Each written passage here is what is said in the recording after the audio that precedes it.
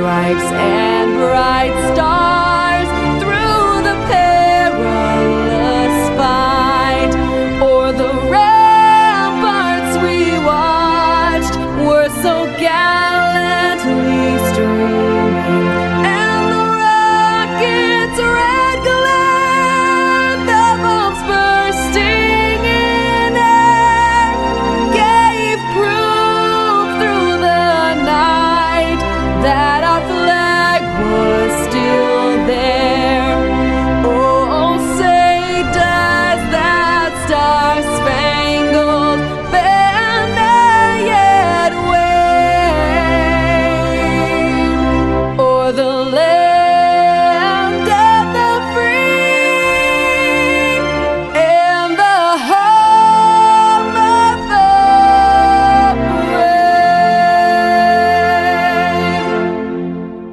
brave. Greetings, dear viewers. We are happy to welcome you at the online conference, Global Crisis USA.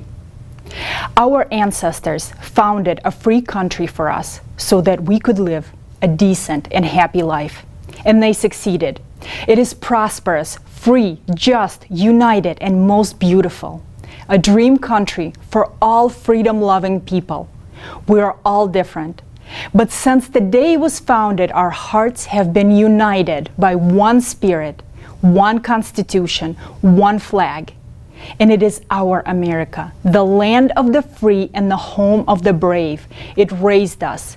And its vast expanses we've been learning, working, loving, and developing together. How is it that in one day we began to live worse than the countries we used to send financial aid to?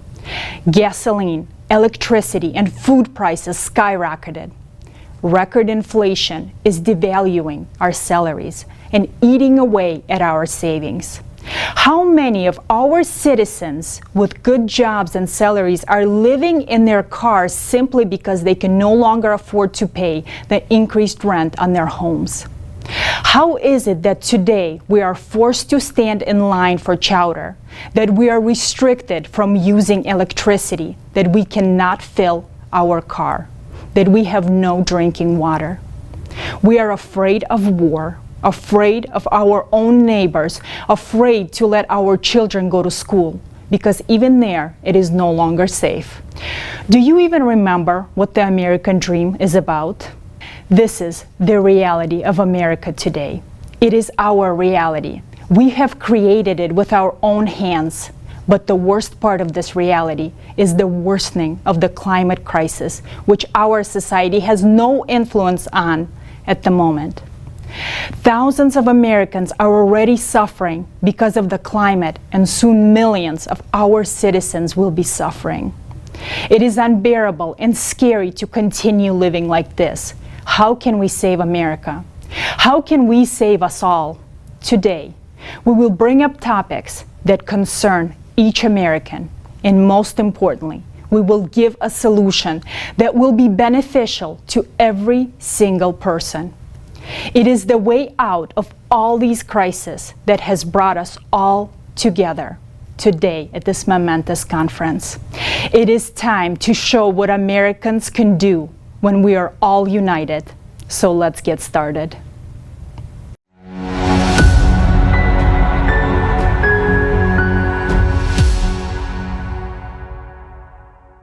We are witnessing a time when our country is falling apart. We are more divided than ever before. Our economy is showing alarming signs. The character traits that Americans are so proud of, such as respect, mutual help, and humaneness, are becoming few and far in between. Problems with education, healthcare, mass shootings, political unrest, riots, violence, human trafficking, and climate crisis are just a few unresolved problems that are on the rise, and no one can provide a solution. Until today, we did not see the light at the end of the tunnel. Until today. This event will mark the beginning of prosperous times for every American and for each and every person. We, the American people, deserve to live in safety, peace, and security. It's time to make the American dream a reality for all. I absolutely agree with you, Roy. And our volunteers went out to the streets of American cities to hear the people's voice. Let's take a look at what concerns Americans today.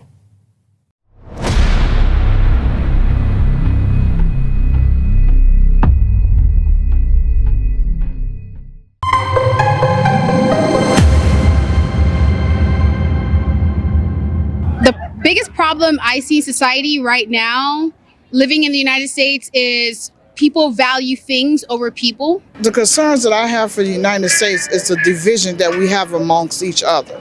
I'm from Texas, so the shooting last week, it's terrifying. I don't have any kids of my own because I'm scared to bring a kid into this world. I don't want to, send them to school and be worried they're not going to come back. When I have grandchildren, and I don't want them to be scared going to school. I think the biggest crisis is I feel, people fight too much over religion and race. Hate and racism. Racism is like an American tradition. I would like, I should say I would like to live the way I want to live. But truthfully, do I think it'll get like that? No, I don't. I don't think it'll get like that due to just the color of my skin. I feel like I don't know, there's too much competition and all that in this world. First and foremost, I think there's no excuse for there to be homelessness in this day and age. I think there's more than enough wealth in this country to meet people's needs. And I think that if we as a nation, we as a people, kind of put more the priority to being about meeting people's needs as opposed to me all the time, looking at just like caring about your community and its well-being as opposed to just your own self. I think that, homelessness could be ended, and I think wealth inequality could be a lot better than what it is right now. I didn't expect to see people on the street, homeless people. So I want to think that the gap between the rich and the poor is so wide in the United States. I didn't expect to see that. I see the homeless on the street living inside tents, and it's something I see over in Cameroon. I didn't expect to see it. Gravitation towards extremism and extreme division. I think the inflation is really bad. It's really hard. Groceries used to be like $100 a week. Now it's like $250 every week. $5, let's say gas, or your groceries.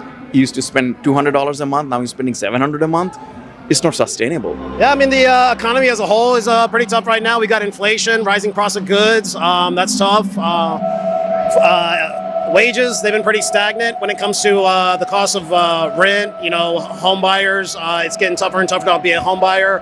We got all these corporations coming in, buying residential homes, making it tough for the regular mom and pop people trying to become a homeowner. So that's making it tough for the American dream to become true. We do that, it might not be possible because of prices are going up 100-200%. Inflation is out of the chart.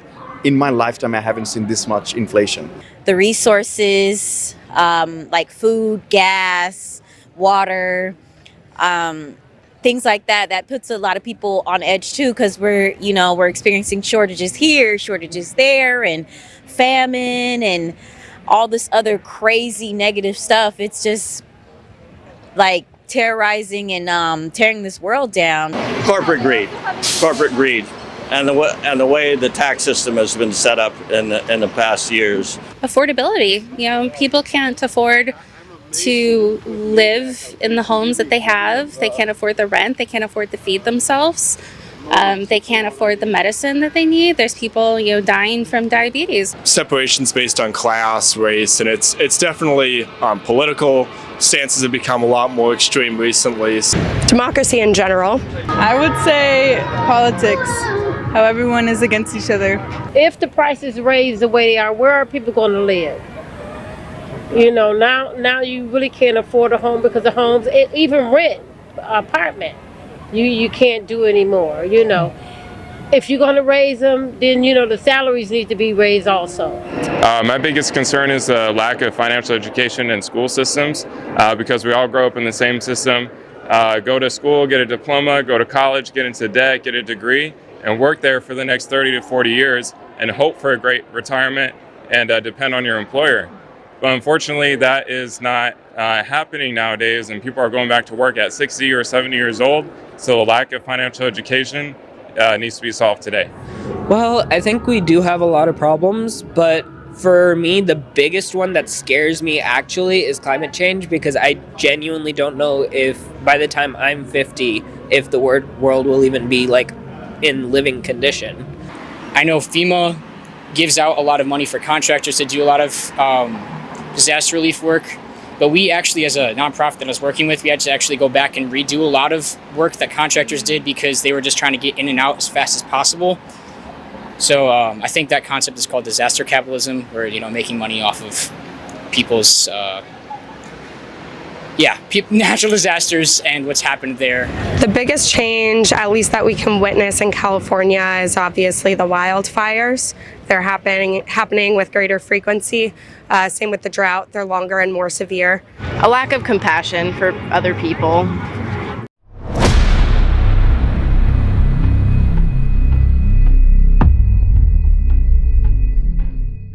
You know that things are bad. It is no longer a secret to anyone. You see how many issues there are. Today, we are going to look into the root cause of each one of them. And we'll talk about the solutions, how to fix all of this mess that we got ourselves into. To begin with, let's take a look at the economic crisis in the United States.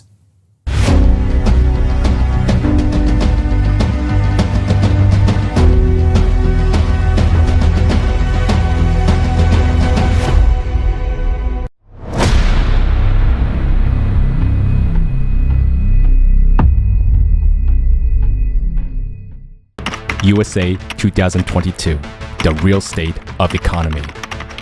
By early 2022, Americans lost $500 billion of personal wealth.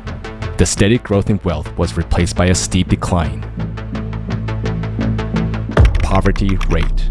According to Business Insider, in March 2022, the number of children living in poverty was over 17%. In just 3 months, from the end of 2021, the number of poor children increased by almost 3.5 million. 1 in 6 children live in families with incomes below the official poverty line. The children poverty rate in the United States remains one of the highest among developed countries. Since the beginning of 2022, the poverty rate has increased from 10% in January to 14.5% in July. Poverty rate in US is much higher and more extreme than in many other countries. This problem is partially being solved by the government. Experts estimate that on average, 59 million Americans receive social benefits each month. That is equivalent to 19% of the US population. If it weren't for social benefits and government support, there would be many more poor people in the United States. Inflation. The US is currently experiencing the highest rate of inflation in the last 40 years. This is a huge blow to the family budgets. We see the ever higher prices for everything from meat and potatoes to housing and gasoline. The cost of the basic basket of goods and services has increased by 11.5%. In July 2022, food inflation in the US reached its highest level since May 1979. This year, food prices are rising every month. Fruits and vegetables cost 8% more. Staples such as bread and cereal have jumped 14%, and butter and margarine are up a whopping 26%. Walmart says that shoppers are swapping lunch meat for beans in the latest sign that inflation is roiling low-income households. Wage growth has not been keeping pace with inflation. With the money we have today, we can buy less and less. Rent growth. Rents continue to rise at the fastest pace in decades, making housing costlier than ever for many Americans. People with the low wages suffer the most from this trend. In 2022, the situation worsened. According to Rents.com monthly report, the median price for renting a one-bedroom apartment in August 2022 was $1,769, and for a two-bedroom apartment, it was $2,105. This is 38% more than a year ago. Now, fewer people can afford to rent an apartment. The situation is aggravated by the fact that rents have moved up in parallel with rising home prices. The median home sales price rose nearly 17% last year to a record $346,900, according to the National Association of Realtors. Rising housing costs, combined with persistent inflation for basic necessities such as gas and food, left more Americans newly homeless and millions more fearing they soon lose their homes. We are in a very precarious moment where the cost of living is going up so quickly through the price of gas and food and rent that more people can't afford a place to live anymore. All these factors contribute to exacerbating problem of homelessness. Exacerbating problem of homelessness. Homelessness in America is a sign of a deep crisis. Today, shelters across the U.S. are reporting a great increase in the number of people seeking help. The waiting lists have doubled and tripled during the last months. Now, homeless people are living in temporary shelters or staying overnight in places not meant for living. A lot of people are living in tent camps, which are appearing in parks and other public places. In January 2020, there were more than 580,000 people in America experiencing homelessness, according to National Alliance to End Homelessness. The number of people without shelter has increased by 30% since 2015, decimating all efforts taken to improve the situation. Mortgages and debts are on the rise. Inflation, rising prices, a difficult situation are pushing Americans to take out more and more loans. In 2021, consumer credit debt in the US reached almost $15 trillion. That's about $93,000 per citizen. Loans for ordinary Americans are rising. Fighting inflation makes them even more expensive. To fight inflation, the Federal Reserve began to raise interest rates significantly. This slows down the economy, discourages business expansion, and increases the cost of consumer and mortgage loans. If these measures continue, they could lead to job losses, which would automatically lead to the problem of unemployment. Despite the growing crisis and impoverishment of the population, the richest people in the country have become even richer. According to real-time inequality, the wealth accumulation rate of the wealthiest people in the US has increased over the years of the pandemic. The net worth of the richest 1% has increased by a third since the beginning of the pandemic. This led to worsening of inequality in the US in 2021. 10% of the country's population owns 70% of America's income. Given the worsening economic situation in 2022, the level of inequality in the US will become even higher. According to the Organization for Economic Cooperation and Development, income inequality in the United States is the highest among the G7 countries. So what can we expect from the economic crisis? Now, it is predicted to worsen for at least 5 to 6 years. And this crisis affects not only the US, but also China, Europe, and other countries. The whole world is going into a global crisis that can't be stopped in our format of economy. Inflation is worsening. The income of the poorest Americans and the middle class will continue to devalue. A policy of controlling inflation will bring more and more businesses and industries to a shutdown. This will lead to unemployment and even greater drop in income. In a situation when a lot of Americans are in debt along with rising rent and housing prices, more and more ordinary people will find themselves on the street without a livelihood, without access to health care, and without opportunity for education for their children. This crisis will exacerbate inequality in the US and around the world. The wealthiest will continue to build up their income and capital, while the poor will become even poorer.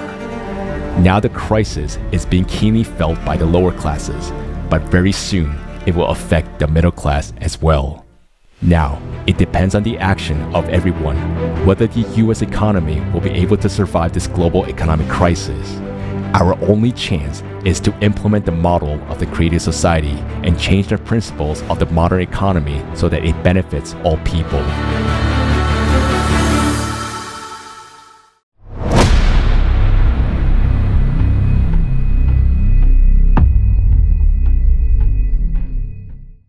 Why the child poverty rate in the United States remains one of the highest among developed countries. This is a real tragedy and we are losing entire generation. I can't believe that such a large percentage of children are in need of food and other basic necessities in our prosperous and developed country. To me, this is a very alarming sign. And the poverty has increased in the USA. It's 14.5%. In addition to that, 60 million people, or 20% of the population, are receiving food stamps or financial aid today, which is not so good compared to other developed countries. And the trend does not look optimistic. Of course. That's why I understand why the streets of California are filled with so many homeless people, including homeless children. Can you imagine what a nightmare that is? And all of us are experiencing rising food and housing prices. And many of us can't pay off credit cards. 42 million Americans miss the due date on a credit card payment. I even had to take a second job to support my family. Everyone wonders, why is this happening and who is to blame? Today, we have Tally all the way from Silicon Valley, California. As a major in business administration, Tally has studied the question of economic degradation for many years, and now we'd like to hear from him.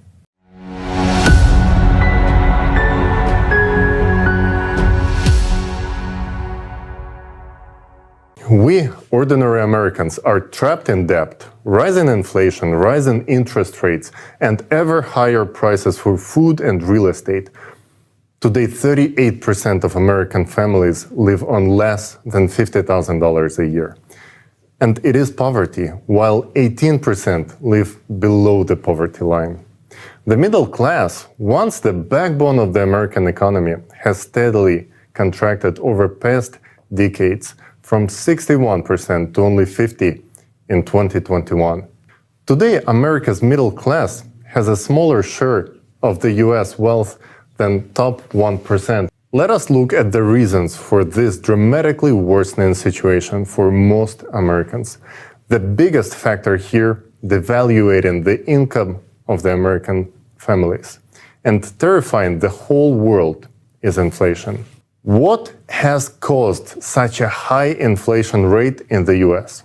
Well, the number one factor is the growth in the amount of money being printed, which outpaces the supplies of goods and services. When the world faced COVID-19 pandemic in 2020, the US economy started to fall into a crisis. Government decided to support the households and businesses during this period and allocated $5 trillion for this purpose. And this amount was simply printed by Federal Reserve System in year 2020.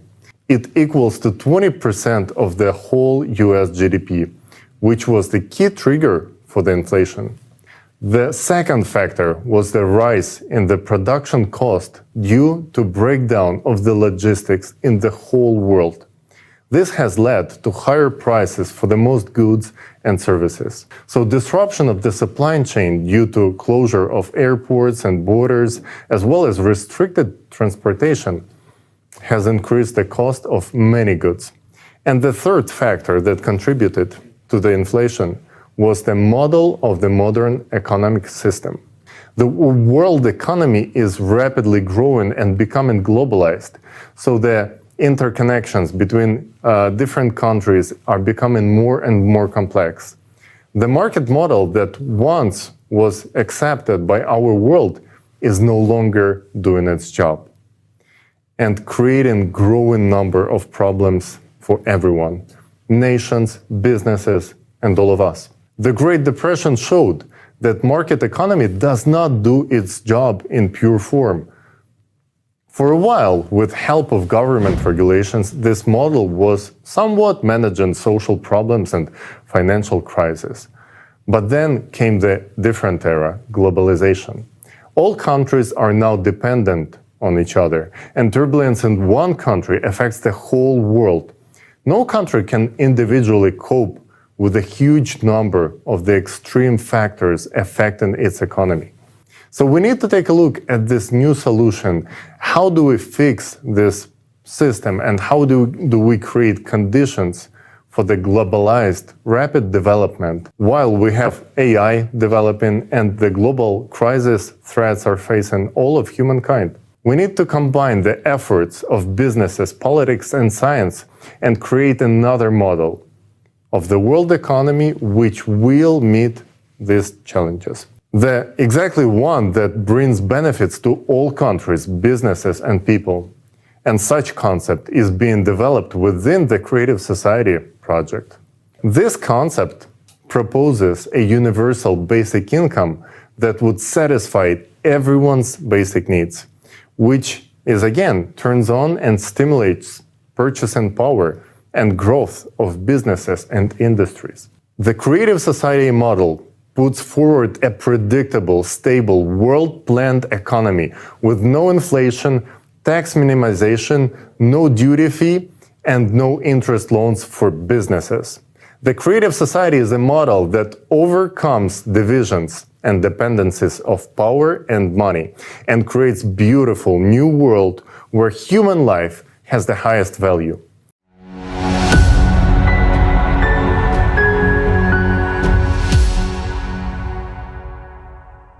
Dear friends, please share the information about the Creative Society with every single person you know.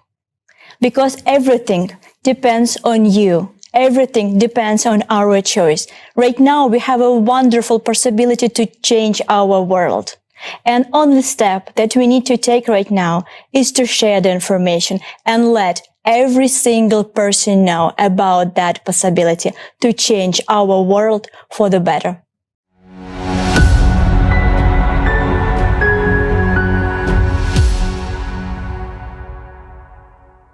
Facts that we just heard are quite disturbing. Can we see that first graph? Income inequality is devastating. Middle class is shrinking faster than ever before. Society is polarized, and you can see how the wealth of the general population has been decreasing for decades. But look at the way it plunged since 2020. If that's not the beginning of a crisis, then I don't know what is. How do they plan to solve the problem of this huge debt bubble? There are really no economic or even mathematical models that can solve the debt problem. It is tens of trillions of dollars that states owe to each other and hundreds in generalized debt. Historically, this kind of crisis always led to a war, and the winner was setting the rules to benefit themselves. And it makes no sense to repeat the same thing. Again, we have to start from scratch before it is all too late. All debts have to be reset. U.S. will benefit from it the most, as the debt of our nation is the biggest in the world.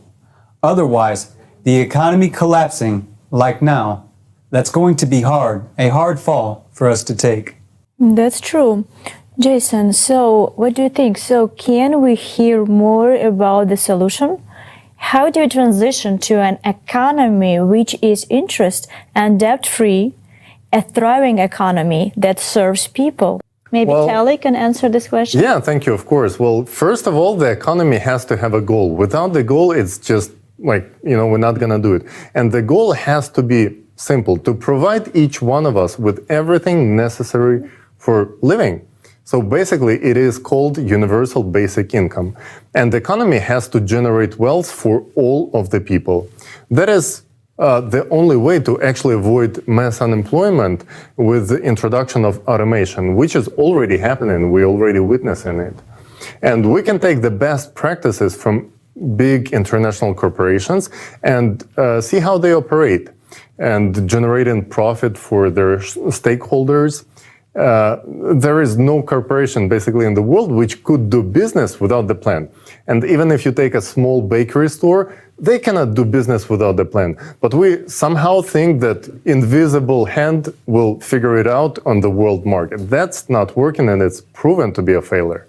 So that is the only way to avoid underproduction and overproduction, to have a plan. And we know how much our ecology is suffering from overproduction, by the way, these days. So yeah, I think first of all we have to set a realistic goal for our economy. But does a universal basic income mean that people will stop working? Good question. Yeah, that's actually a very good question. People think if we're gonna have universal basic income, everybody gonna stop working. But of course not. Like, for example, would you stop making music or doing your business only because you met your basic needs? No. Yeah, I think so too. Nobody would stop doing what they love just because they covered basic needs.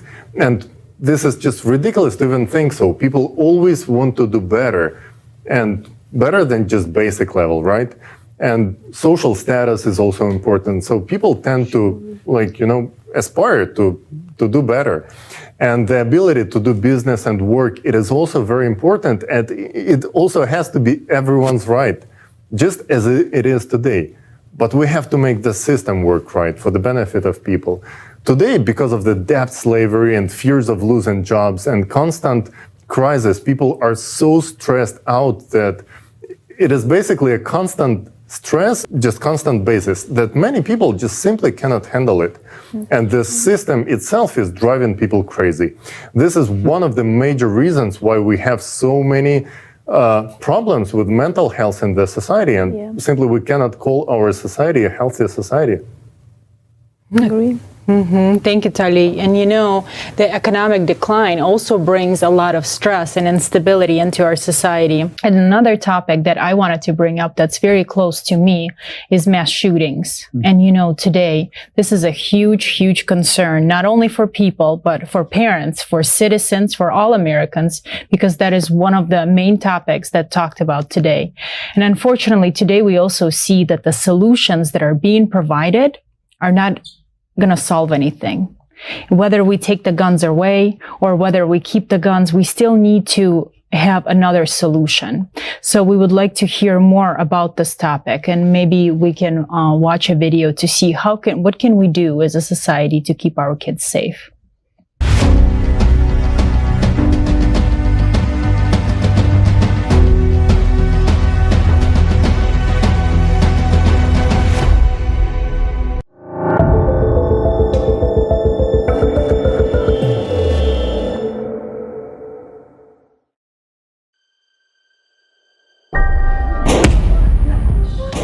Car accidents are no longer the leading cause of death among children in the United States today.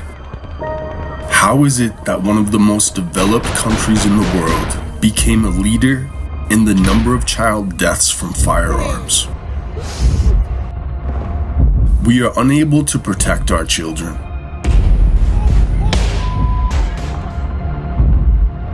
From 2019 to 2020 alone, the number of such deaths increased by 33%. This number keeps rising. More than 4,300 children have died since 2020. Is it normal that no one today can be sure that their child will come home from school alive? There are about 400 million civilian-owned firearms in the United States. We already have more guns on hand than there are people in the country. And in spite of this, we still don't feel safe. There were 417 mass shootings in 2019, 611 in 2020. And last year, this number has increased to 693. In 2021, 40,000 people were shot dead. That's comparable to the population of cities like Concord in New Hampshire or Lenexa in Kansas. Every year, an entire city is shot down. We elect these or those politicians hoping that a new government will change the situation.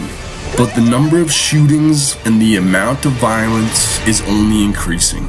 Some people yell that free access to guns is to blame, while others say that it's our Second Amendment right. While they are butting heads with each other, our loved ones continue to die. In our consumerist society, human life is worthless. And this is why we are unable to solve this problem. Doesn't this make you wonder about our priorities as a nation? Where is our common sense? Common sense is in building the creative society in which human life is the highest value.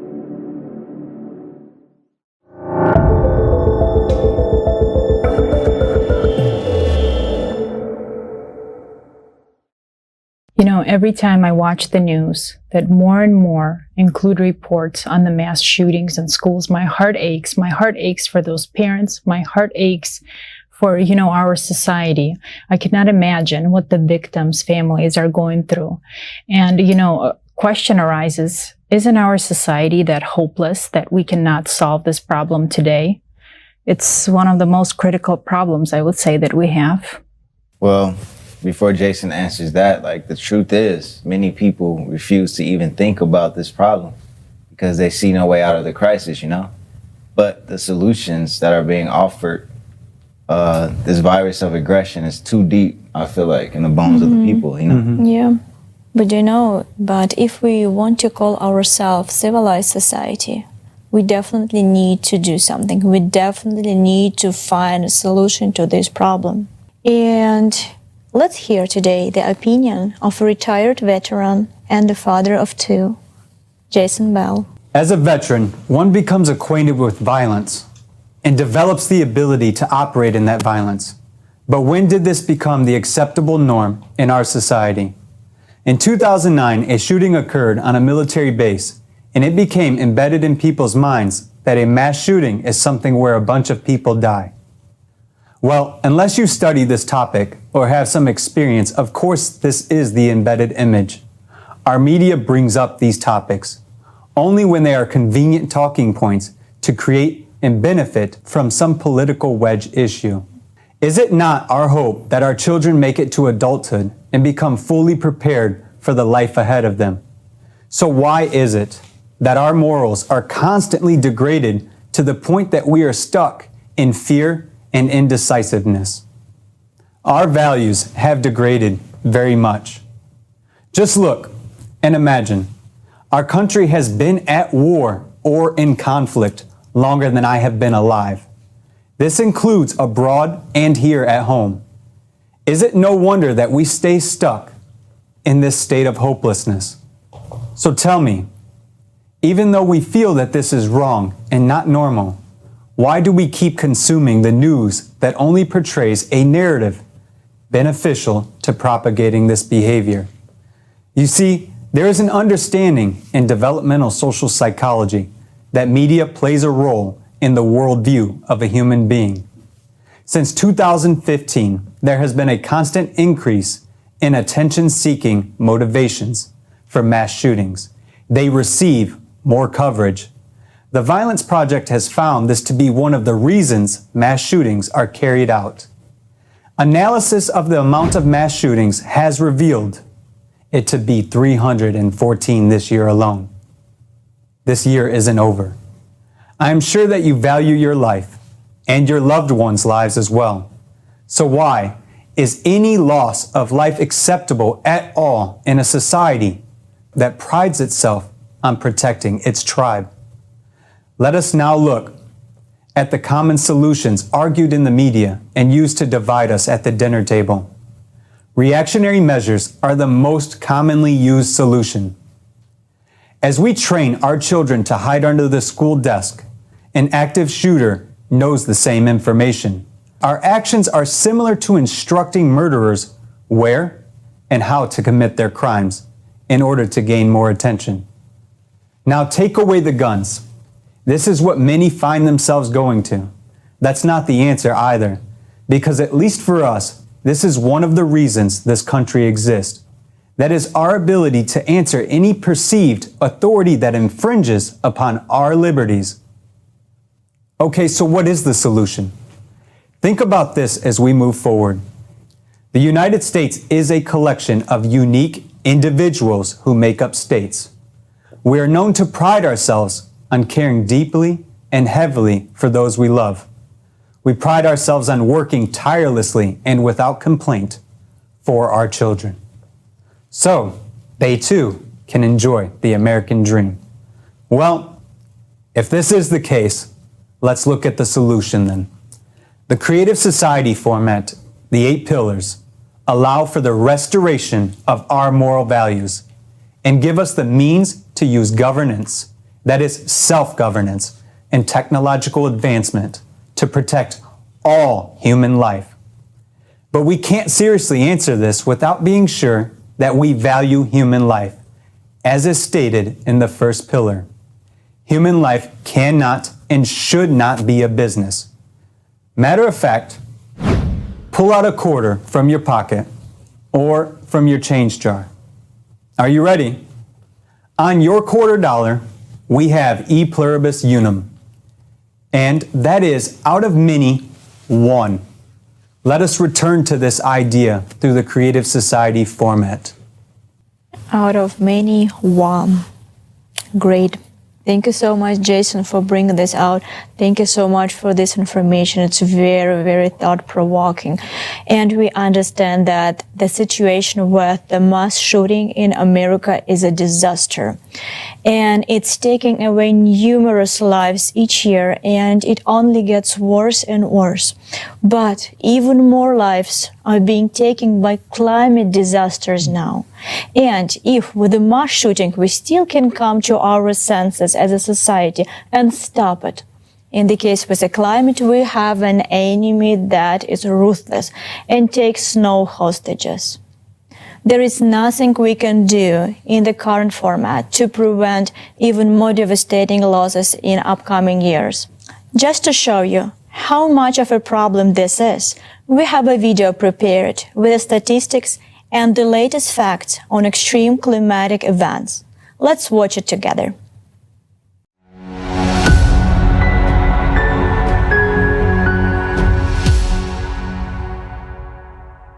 Climate Disaster Monitoring, USA, 2021 to 2022. Tornadoes. Kentucky, Louisiana, Texas, South and Mid-Atlantic Eastern U.S., Iowa, Texas, Georgia, Kansas, Central U.S., Texas, Iowa, Michigan, Ohio, West Virginia. Let's go.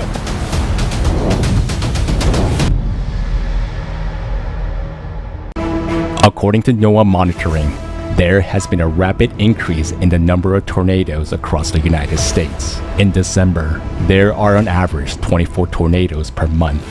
But in 2021, December set an all-time record, 232 tornadoes. That's almost 10 times more than the norm. As early as March 2022, a new record was broken. On March 5th, a series of devastating tornadoes struck Iowa with abnormally high strength and the longest path of any known tornadoes at this time of the year. And already in April, a single series of tornadoes caused more than $1 billion in damage alone. This chart shows that the path of tornadoes across the land is getting longer and wider.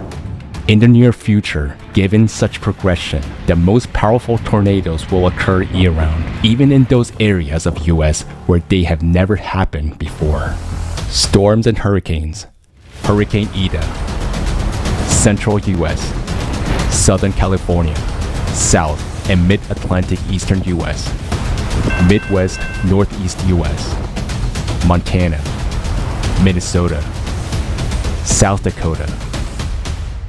According to the study, the number of powerful hurricanes has increased by 30%. Hurricane Ida intensified abnormally fast and jumped from Category 2 to a Category 4 in about 24 hours. If earlier hurricanes used to weaken after reaching the mainland, Ida maintained its strength and affected 22 states. Ida became one of the most expensive hurricanes in US history, with at least $75 billion in damage. The number of convective storms that have caused more than $1 billion in damage is growing at an unprecedented rate. Between 2000 and 2010, 34 such storms occurred, and in the next 11 years, there were already 93. Abnormal heat and drought. California, Texas, Oregon, Nevada, Utah, New Mexico, Arizona, Connecticut, Massachusetts, Oklahoma, Nebraska, Kansas. According to the U.S. Environmental Protection Agency, extreme heat waves across the country have become longer and more intense. In the United States, extreme heat is the leading cause of death from natural disasters among our citizens. Every year, the temperature anomalies increase. Today, 66% of our country suffers from drought. Moreover, 27% are the most dangerous types of drought. Since 2000, their area has grown more than fivefold. The mega drought has affected more than 2/3 of the states that are vital to the U.S. agricultural sector and support nearly half of national production. According to the current drought progression, within a few years, the U.S. territories may become completely unfit for agriculture and even for life. Abnormal rains and flash floods. Washington, Alaska, Yellowstone National Park, Montana, Virginia, Missouri, Kentucky, Death Valley National Park, California, Nevada, Texas, Mississippi.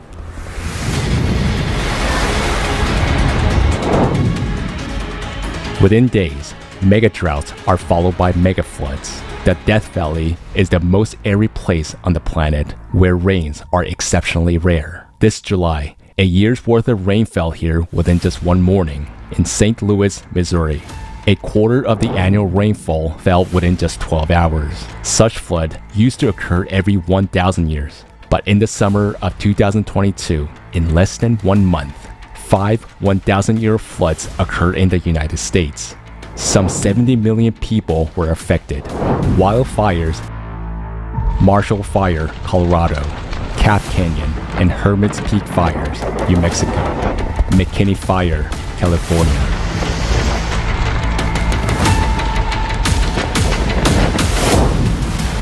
This year alone, wildfires in the US have already burned 160% more land than the 10-year average. As of August 30th, the damaged area was more than 7 million acres, the equivalent to the area of the state of Massachusetts. Almost half of all the area affected by fires is in Alaska. The northernmost state is experiencing the largest wildfire season in its history. Wildfires in the US have become not a seasonal threat, but a year-round danger. Only 50 years ago, there was no such thing as megafires, while in 2021, there were 13 megafires recorded, and dozens more almost reached this area.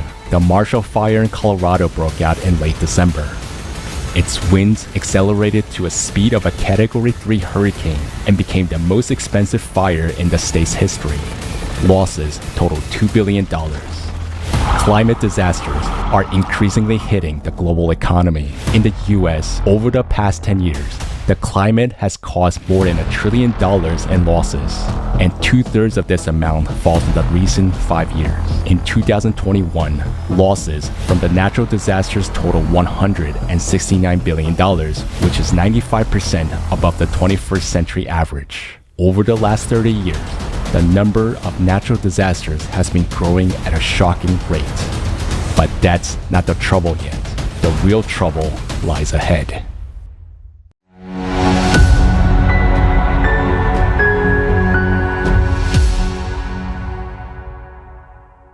Wow, that footage is shocking, and we are in huge trouble.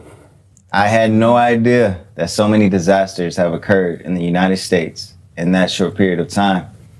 This really proves that we have a problem with the climate, and it's a much bigger problem than any of us imagine. Absolutely. And to me, this video shows a complete picture of what the current situation is. And while our friends from the West Coast are suffering from the droughts and lack of water, here on the East Coast, we are drowning in floods and surf torrential rains. And of course, we understand that climate disaster impact the global economy.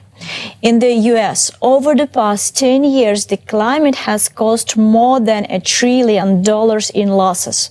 Just think about this number. If last year there were many skeptics who said this is natural warming, which has happened many times before, or there was ones that said we are fine, our region is definitely not going to be affected. Maybe last year there were many people like that, but not this year.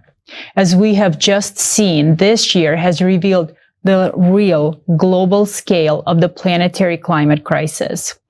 People have seen it with their own eyes, and many have felt how intensely this global climate crisis is actually aggravating. And right now, actually with us, we have Diana, who's an eyewitness. She witnessed the tornado that happened in Kentucky. And Diana, I would like to invite you, and so that you can share your story with us and with the viewers.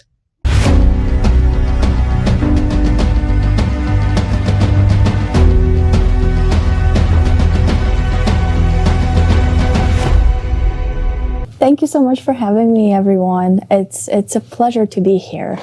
And as you all know, on December 10th, an EF tornado hit the United States and affected 10 states, including Kentucky, with an epicenter in Mayfield. And EF4 is the second strongest tornado on the enhanced Fujita scale. It was the most destructive tornado in Kentucky history, and we were completely unprepared for it. As a Kentucky resident, I was heartbroken when I heard about the tornado in Mayfield. The sirens went off at 4 a.m. on December 10th. Even 300 miles away from the epicenter in Lexington, it was very frightening. When I visited Bremen, Kentucky, they lost 10 people within their town. For a town this small, losing 10 people is a huge loss. The whole town was locked down by the National Guard, and only volunteers or local residents were allowed to enter. Overall, 77 Kentuckians were killed in this disaster. Even today, there are multiple people that are still missing, and a state of emergency was declared. Along with 10,000 Federal Emergency Management Agency claimed they were made. Also, 10,000 people have lost everything, and in some cases, people lost their loved ones. Some of them lost their parents, some of them lost their children, and people were completely unprepared for this type of a catastrophe. I have seen people's pain, and it's terrifying. It's hard to go through a loss of everything, along with losing your loved ones in a consumer society. People who went through the Kentucky tornado received psychiatric support at Bremen, Kentucky. After the tornado, an enormous number of volunteers showed up to start cleaning and helping people. The damage that the tornado caused is hard to quantify and express, as so many human lives were lost. But this was not the end of the disasters for Kentucky. Even as 7 months later, people were still trying to get their lives back to normal. Kentuckians experienced the worst flooding they've ever seen, and another state of emergency was declared on July 27, 2022, resulting in death of 40 human lives. Many of the roads were so flooded that even today, people who live in eastern Kentucky can only get their baby formulas delivered by horses. Can you imagine starting your life from scratch as a climate survivor? To lose everything, or even loved ones? Now we see that climate disasters are gaining momentum around the world. Already millions of people are experiencing this terror from the elements, and this disaster has already come to our home, the United States. Yes, we have a lot of problems in our country right now, but we're a strong nation. Having been to the scene of a tragedy in Kentucky, I saw with my own eyes how ordinary people unselfishly help each other. Volunteers from other states brought food and first aid supplies and took the initiative to rebuild homes. It shows our people's enormous potential in humanity when we unite around one common goal. And to ensure that this terrible tragedy that happened in Kentucky is not going to be repeated anywhere else, not in the United States or anywhere else on the planet, we need to unite our potential and build the creative society. Don't you think we can do this, America?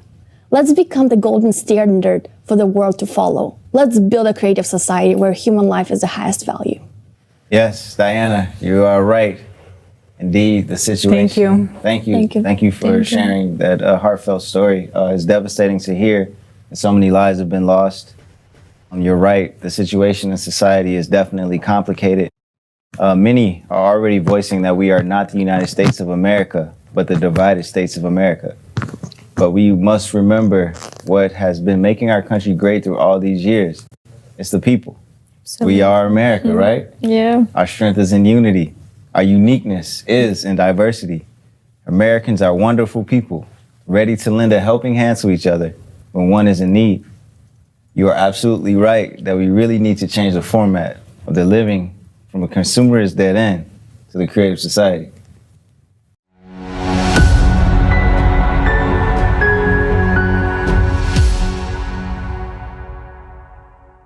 My friends, loved ones, and colleagues, and my fellow Americans. Share this conference with everyone you know. Watch it, discuss it at the dinner table, and importantly, share it on your social media platforms. Because if we don't talk about it, then how can we make a change?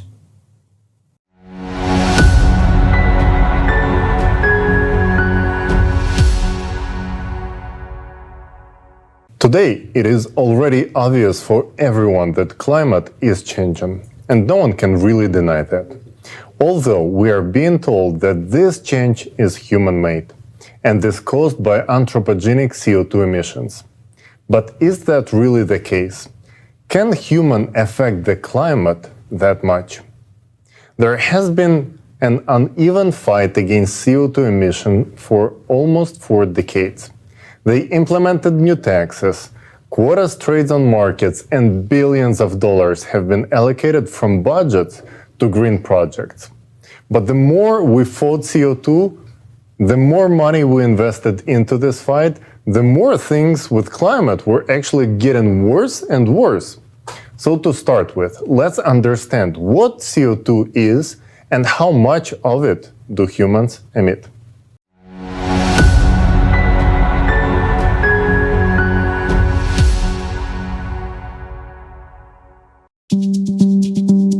The climate is changing rapidly. Today, we're told that our greatest enemy is anthropogenic CO2. To fight CO2, they tell us to shut down plants and factories, stop heating our homes and filling our cars with gasoline, stop eating meat, and stop showering.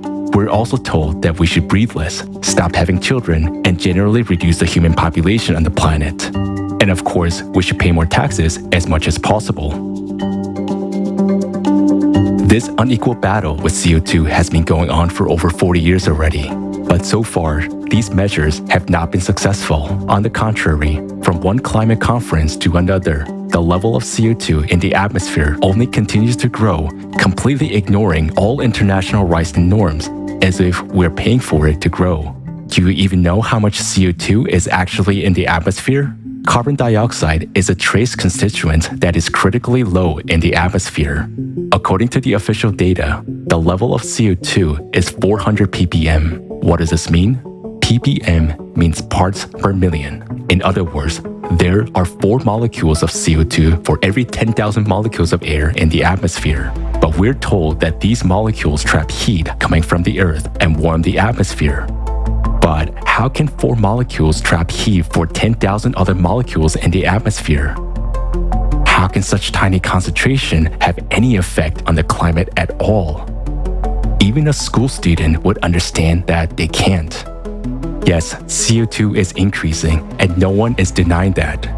It is known that CO2 has increased from 315 ppm to 400 ppm over the last century, which may seem like a huge increase.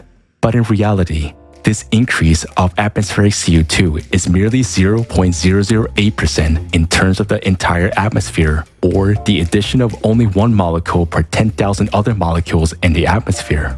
Hold on a second though. It's not just humans that add CO2 to the atmosphere. There are also natural sources such as oceans, volcanoes, trees, and marshes.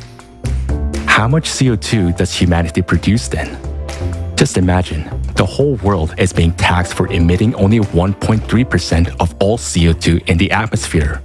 How can one make sure of that? You can take the official data on anthropogenic CO2 emissions in all countries, add them up, and compare it with the CO2 content in the atmosphere. Now, the moment of truth. In 2020, over 33,000 megatons of CO2 were emitted in total in all countries, while the atmosphere contains 2.5 million megatons of CO2. That means, in reality, 98.7% of CO2 is added to the atmosphere by natural sources. Even if we stopped all the factories and plants in the world, and even if we stopped breathing, it would result in a CO2 reduction of less than 1 ppm out of 400 ppm by 2050. Meanwhile, disasters are already destroying lives and entire countries for completely different reasons.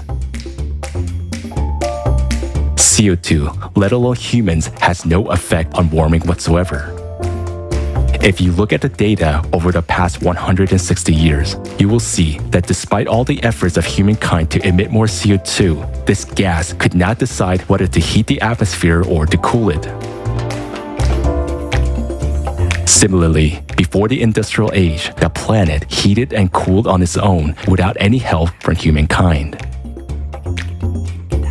Curiously enough, during the 2020 pandemic, humankind significantly reduced its CO2 emissions. The entire world was under quarantine, plants and factories were shut down, and the air in the cities was cleared of exhaust fumes.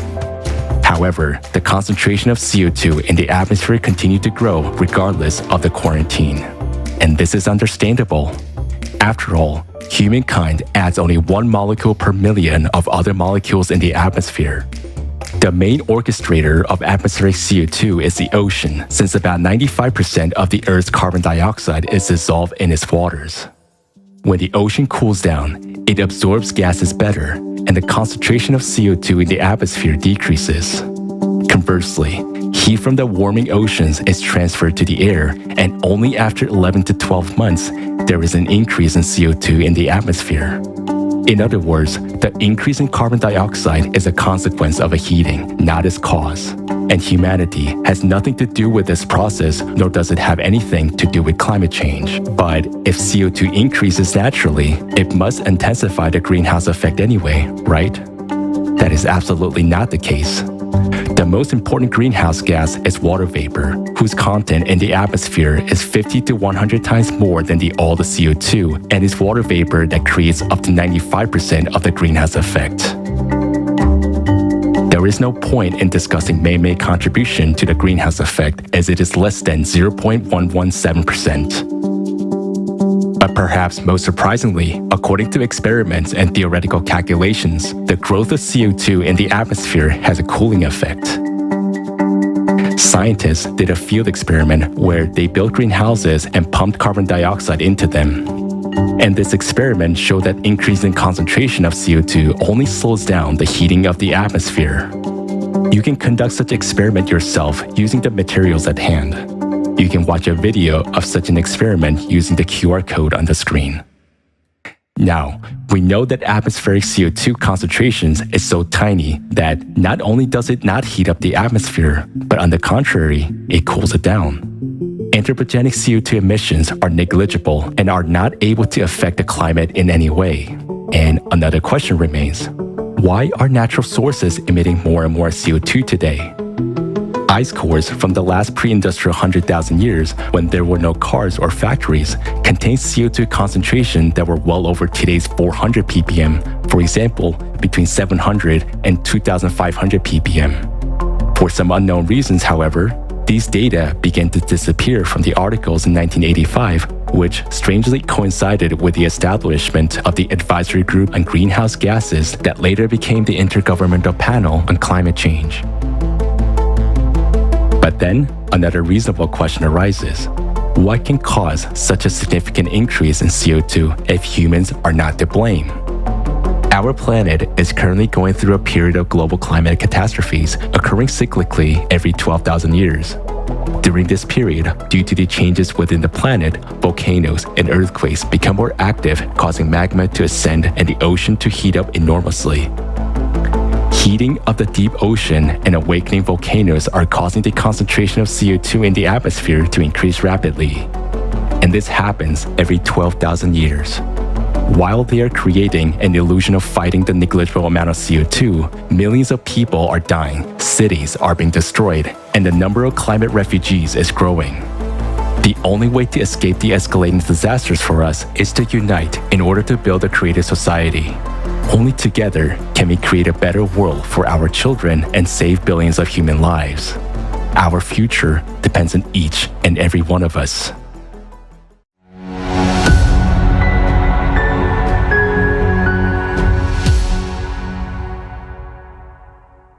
This actually might be quite shocking to many, the fact that CO2 is rising because of the ocean water getting warmer. Many million years ago, the CO2 level was as high as 7,000 ppm, and now it is only 400 ppm. So where did the difference go? It's all stored in the ocean waters. And ocean is the primary storage of CO2. And the way it works is like this. When ocean gets cooler, it absorbs CO2. And then when ocean waters getting warm, they start releasing CO2 back into the atmosphere. So believers of anthropogenic theory try to convince us that the ocean warming up because of the human emissions of CO2, when in fact it is the complete opposite. You'll find out the true cause of warming up of the ocean waters just in a few minutes. Oh, I like the suspense. Yes, it is indeed. Isn't it interesting that during the pandemic, when the industry slowed down, CO2 should have stopped rising, but it continued to grow? However, it is not surprising at all, since humans only emit a little over 1% of CO2 emissions into the atmosphere, and the rest comes from the ocean. And it is also worth noting that swamps and trees have recently started doing the same. Normally, they should be absorbing more carbon dioxide than they produce, but now, something strange is happening. They have become net producers of CO2. And also, from the video we watched at the beginning, we saw that the record-breaking wild megafires became a year-round active threat. There are more and more of them, which also significantly contributes to CO2 levels going up. Yes, so even if we stop all factories as planned by 2050, we will reduce CO2 levels by only 1 ppm. That's 1 particle per million. That is absurd, just like building plants that capture CO2 out of the atmosphere. That's very CO2 that is emitted by the ocean. And many of these plants have already been built using governmental grants, hundreds of millions of dollars. And according to the estimations, they were supposed to capture 4,900 million tons of CO2 every year. But they only captured 0.2% of that amount. While at the same time, they successfully captured 100% of the budget money wasted on them. This would be funny if it wasn't my money, taxpayers' money. But when I pay taxes, I expect those to be spent in a better way to improve our lives. But 0.2%? This is ridiculous. I hope it is obvious now to all sensible people that all these programs aimed at fighting CO2 have nothing to do with impact on climate. Let's take a look at the real causes of climate change.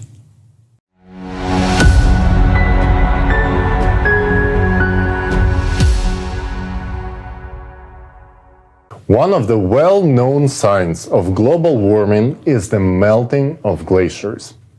It is no longer a secret that glaciers melt from the bottom up. But why is it happening this way? Let's take a look.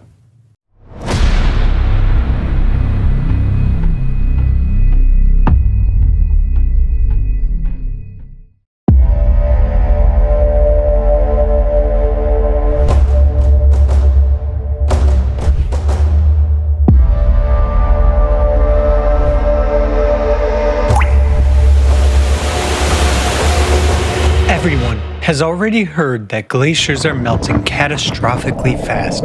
But have you heard about how exactly they are melting? 90% of all glaciers on the planet are located in Antarctica, where they are disappearing the fastest. What is striking is that this is taking place solely in the western part of Antarctica, whereas in the east, record-breaking cold temperatures are being recorded. A logical question arises: why is Antarctica melting only on one side? And the answer is quite simple. West Antarctica has a totally different geology. It consists of thin blocks of the Earth's crust that are separated from each other by large tectonic faults, rift zones. And in these zones, greater amounts of heat are released. For example, scientists from Germany and the British Antarctic Survey mapped the geothermal heat flow in West Antarctica using data from aeromagnetic observations beneath the Thwaites Glacier. They discovered an area where a huge amount of heat comes from the Earth's bowels. According to scientists, this is due to the fact that the glacier lies in a tectonic trench where the Earth's crust is much thinner. West Antarctica is one of the largest volcanic regions on Earth. There are more than 140 volcanoes sleeping under the ice, and they are now much more active than the scientific community previously believed. A team of researchers from the University of Rhode Island discovered a new factor in the rapid melting of the Pine Island Glacier in Antarctica. It's an earlier unidentified active volcano buried deep beneath the ice. Evidence of volcanism was indicated by high concentrations of the helium isotope, which comes exclusively from the Earth's mantle. According to Professor Karen Haywood, geothermal heat from the West Antarctic Rift warms the ocean water. This in turn leads to the acceleration of ice sheet melting. Thus, it is the geothermal heat from volcanoes that is contributing to the rapid melting of the Antarctic ice sheet, not global warming at all. But why are there so many volcanoes under the ice of Antarctica? NASA experts have found out the reason based on data from NASA's IceSat and IceBridge satellites. They have concluded that under the surface of West Antarctica, there is a large mantle plume that is a flow of red-hot magma which rises and expands beneath the Earth's crust. According to the scientists' calculations, this area is warming with almost the same intensity as the Yellowstone supervolcano. The heat flux measures 150 milliwatts per square meter, reaching 180 in the rift areas. This is about 3 times as much heat as the adjacent rock layers receive. Thus, all indications are that glaciers in Antarctica are melting, not at all due to anthropogenic factors, but due to the volcanic heat. At the same time, the temperature of the Earth's crust is rising and parts of the territory are elevating abnormally. Why does the scientific community ignore the connection between all these phenomena? Equally intense ice melting is also taking place on another part of the planet, in Greenland. Research conducted in October 2020 showed that Greenland's ice is now melting faster than ever before in the past 12,000 years.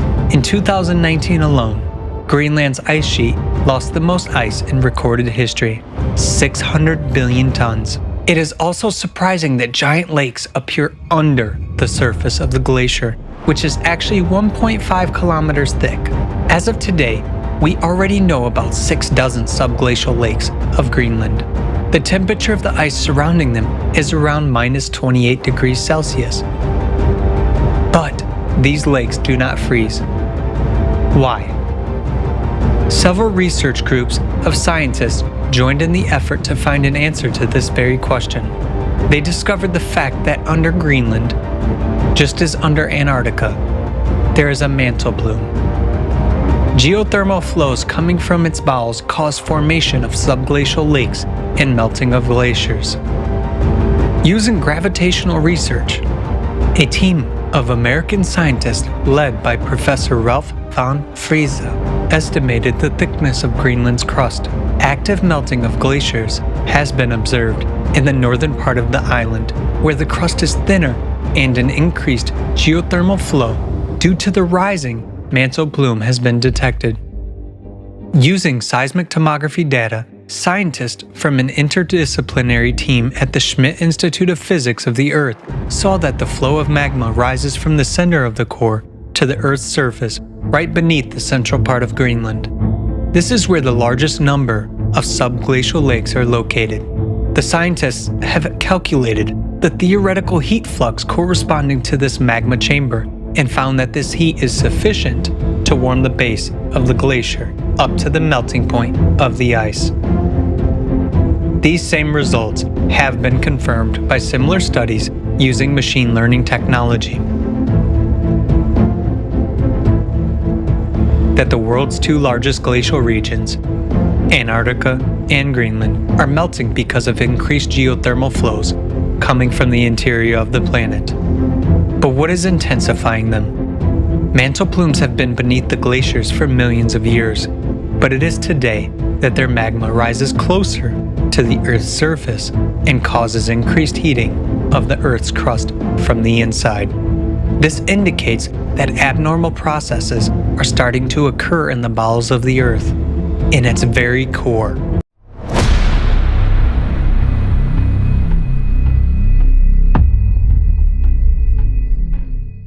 So, it turns out that the magmatic hotspot under Antarctica and Greenland have been under the glaciers for millions of years. But the intense melting of these glaciers has begun simultaneously only since 1995. Exactly. So for some reason, magma under the glaciers began to rise up after 1995 and melt the glaciers from below. Now, remember this year, you will hear it a lot today. Another unexpected fact is that starting from the very same 1995, the waters in the Weddell Sea, right next to the West Antarctica, has begun to heat up. In the Weddell Sea, the water is hidden at the ocean floor at the depth of more than 2,000 meters. And at the very same time, the upper 700 meters are almost not heating up at all. And this is not surprising. After all, the Weddell Sea is bounded on all sides by volcanic structures that are currently active. Yes. So the Weddell Sea has been heating up since 1995, and this is caused by the rise of magma. Today, the heating of the ocean floor is not only happening in the Weddell Sea region, but also all over the world. And why don't we watch a quick video on that as well?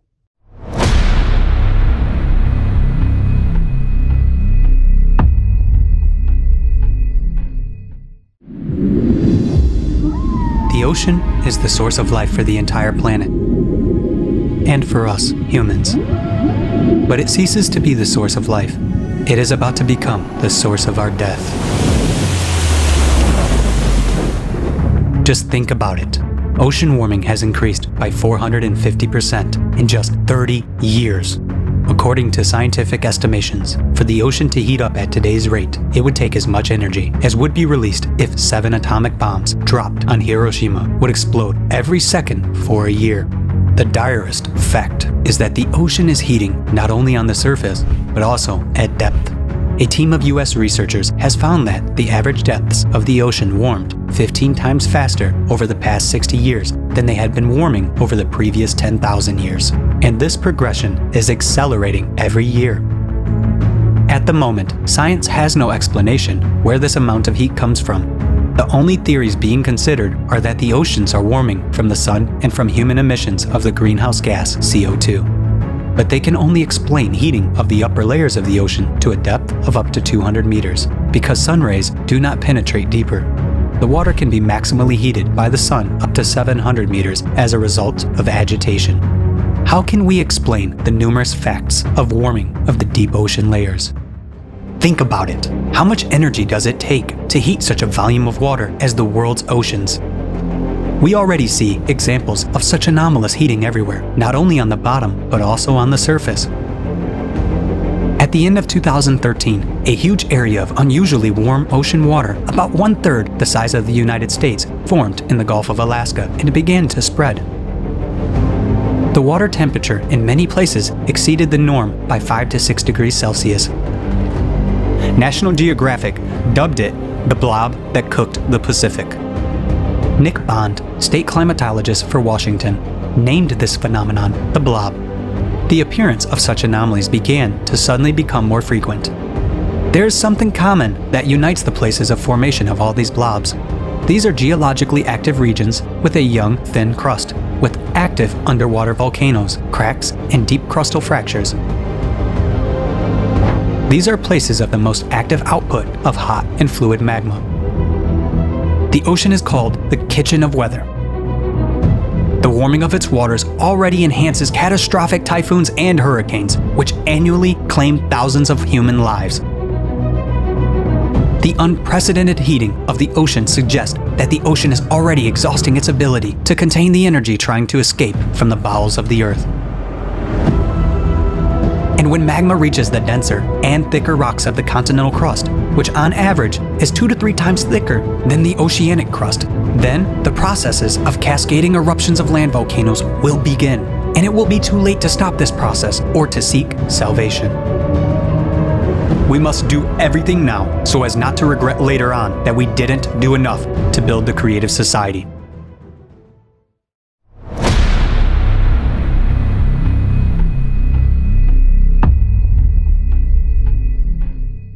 The way that the ocean hits at the bottom is truly shocking. It is important to note that the thermal anomalies in the ocean started to appear more frequently after 1995.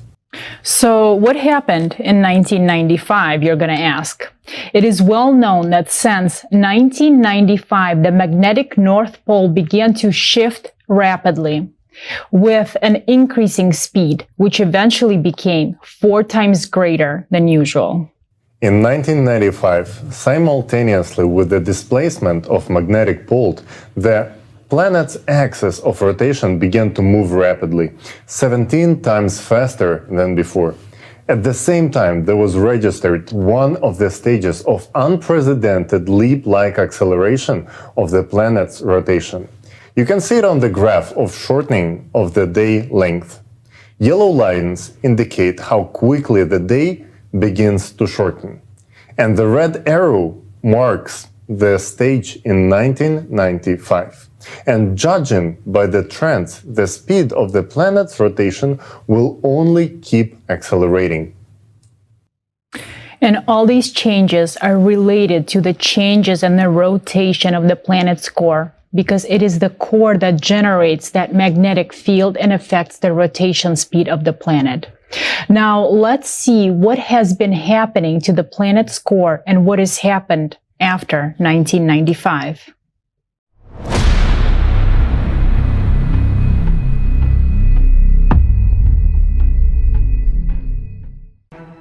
Another important evidence confirming that abnormal processes are taking place in the core is the drastic acceleration of the North Magnetic Pole's drift by 3.5 times over the past 20 years. Together with the extreme acceleration of the North Magnetic Pole movement, a mysterious anomaly weakens the planetary magnetic field, which protects us from dangerous galactic and solar radiation. Scientists have been able to calculate that the Earth's magnetic field has weakened by 9% over the past 200 years.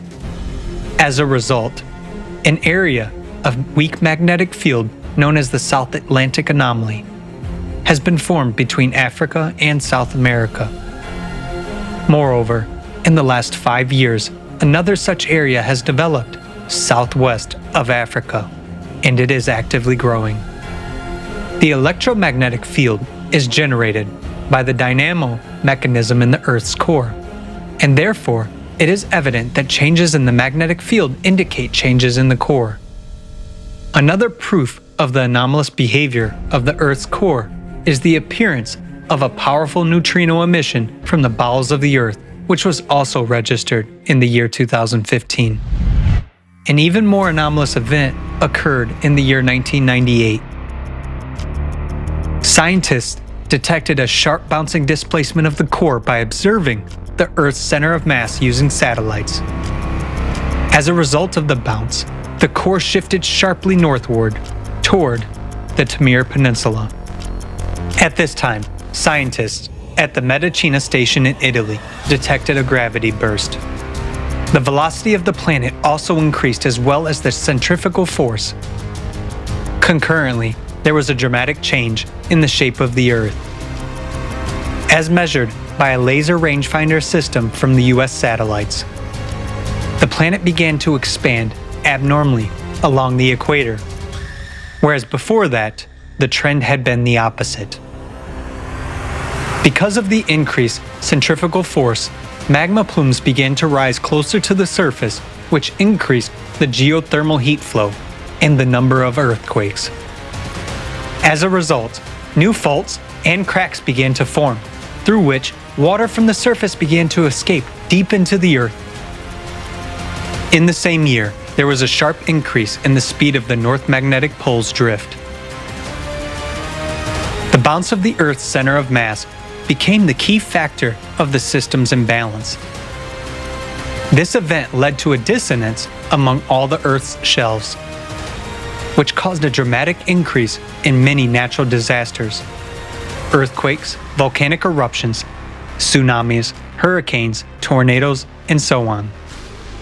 It is worth noting that during the same period, there was also synchronous bouncing changes in natural processes on the Sun, Moon, Mars, and other celestial bodies of the solar system. And this also occurred because of the displacement of their cores.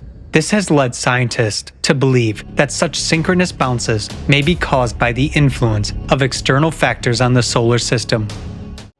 But over the past 50 years, our planet has continued to accelerate.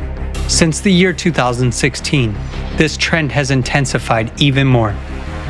July 19, 2020, was recorded as the shortest day in the history of observations.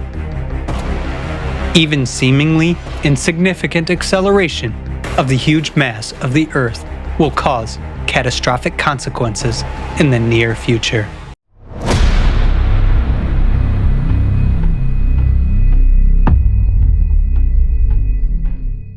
In 1998, there was another shift of the core. Such catastrophic changes in the core lead to acceleration of the planet's rotation and the formation of the Earth's crust. It is important to note that the number of earthquakes at the ocean's floor began to grow precisely because of this. Professor Arthur Vitorino of the Maryland Institute has discovered unprecedented increase in seismic activity along the borderlines of thin oceanic plates in the middle of the oceans that began in the very same 1995. The map on the right side of the screen shows where exactly this activity is increasing, and the graph on the other side of the screen is showing the spike in the earthquakes in 1995. We are all intelligent people and we clearly understand that these changes are not caused by humans' influence. Humanity could not influence seismic activity on the ocean floor. Yes, and there is also no way that humans could affect the shift of the magnetic pole or rotation axis of the planet, and let alone bouncing of the core. But besides the increase in the number of earthquakes at the ocean floor, the number, magnitude, and intensity of earthquakes on land is increasing all over the world. And the most frightening thing is that the number of deep focused earthquakes is increasing. So let's also watch a video about that.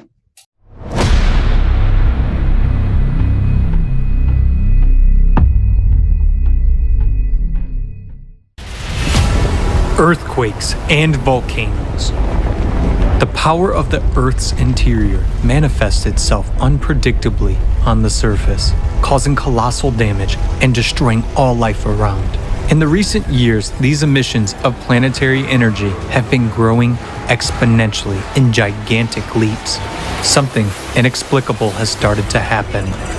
In 2015, a record-breaking earthquake was registered near Japan at a depth of 751 kilometers. This had never been seen before, and indeed was considered impossible by the scientific community. Earthquakes were thought to occur only in the Earth's crust and upper mantle when blocks of lithospheric plates break and shift. At great depths, matter is more malleable and does not behave like brittle glass, but rather like plasticine. There is nothing breakable there, but earthquakes do happen, and that is a fact. The horrible part is that their number and magnitude are increasing.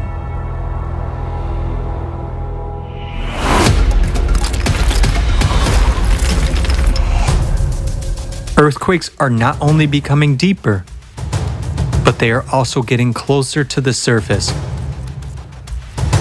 which means they are becoming more destructive.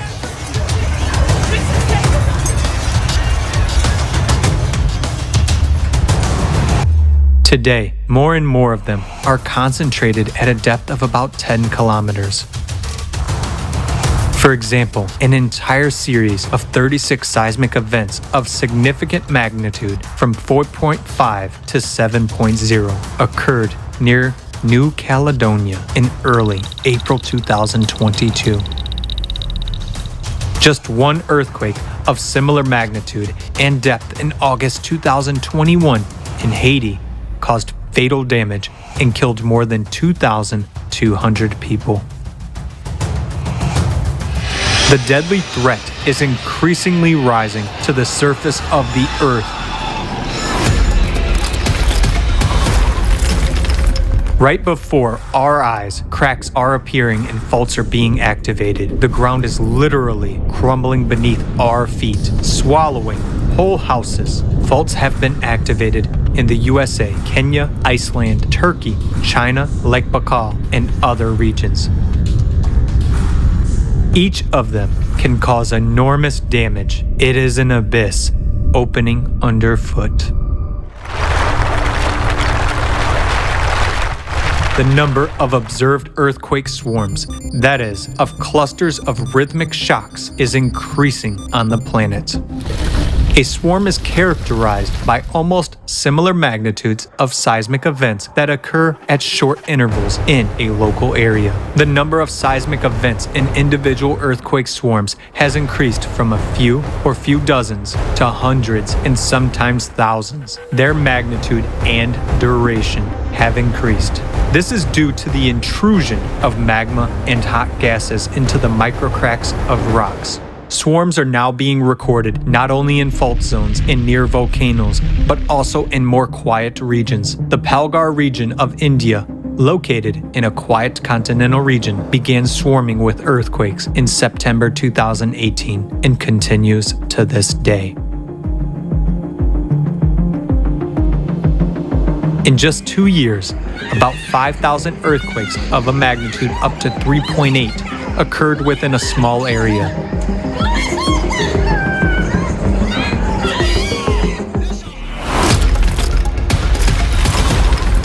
And what has been happening since August 2020 and the Bronzefield Strait off of Antarctica has been described by scientists as a huge magma intrusion.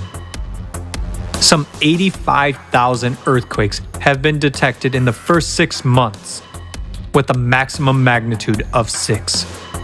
Normally, these processes occur over geologic timescales as opposed to over the course of a human lifespan, said study co-author Simone Czeska, seismologist at the Research Center in Potsdam. Magma is literally devouring the lithospheric plate from the inside, having traveled 2/3 of the way to the surface in 6 months. Only 5 kilometers of rock remain before a catastrophic rupture occurs. And that is just one example. Similar things are happening everywhere.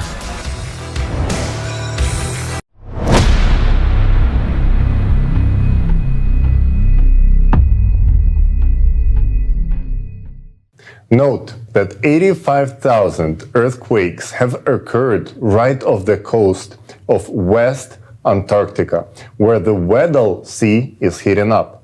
Doesn't that alert anyone? For the cause is the same. Magma is coming to the surface, and it causes both earthquakes and heating of the ocean. And it is important to note that not only did seismic activity begin to increase as a result of core displacement, but another catastrophic anomaly appeared as well. Everyone knows very well that Siberia is now warming up 3 times faster compared to the rest of the world. And this is happening in the least populated area with virtually no CO2 emissions. However, in these very places, people have started to witness water boiling in their wells and fires starting to break out from under the snow. Now that is alarming. And look at the trajectory of the direction of the core shift. If you looked at the projection from where the core shifted, it is under West Antarctica towards Siberia. That means the shifting of the core caused 2 waves of magma to rise from the Earth's inside in opposite directions, intensifying the rise of magma, which began in 1995. However, the rise of magma occurs not only in Siberia and West Antarctica. Let's watch a video about that.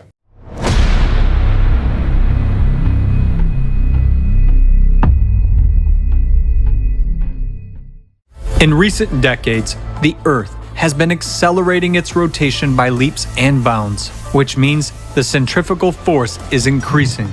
As a result, at the equator, the planet is expanding and increasing in volume. This causes the Earth's crust to crack and geological faults to activate. At this time, processes similar to blood cavitation occur in the Earth's interior with magma. Blood cavitation during Kyson disease is a life-threatening phenomenon known to divers during rapid ascent to the surface. Due to the sudden drop of pressure, the dissolved gases in the blood are released instantly, causing the blood to boil. The resulting gas bubbles destroy the walls of the blood vessels. In the Earth's interior, sudden pressure drops are associated with an instantaneous increase in centrifugal forces during a sudden acceleration of the planet's rotation. This causes magma to rush abruptly towards the Earth's surface. Lithospheric plates are destroyed by cavitation, microbursts of active gas-saturated magma. Just as the walls of vessels are fused by the bubbled blood of a diver, this process accelerates itself, affecting deeper and deeper layers of the mantle. That is why we are seeing ever more powerful and deep earthquakes and seismic swarms. The proof that this process is increasing and accelerating can be seen in the massive double-deep earthquake in Peru. Meanwhile, the expansion and intensification of the pressure on the crust due to the cavitation of the magma serves to intensify the erosion process. What does that mean for us? Soon, we will see eruptions and earthquakes of a magnitude that our civilization has never experienced before. But an even greater threat is fraught with those volcanoes that have not yet woken up. Giants, such as Yellowstone, Campi Flagre, Elbrus, Flach, Kikai are called doomsday volcanoes because the eruption of any of them could lead to the extinction of all life on Earth. They have held back the power of the Earth's interior for a millennia, but now they are showing signs of activation. When the magma beneath these volcanoes reaches a critical point, the scale of the catastrophe is hard to imagine. Our planet is splitting apart, yet we are busy with something else.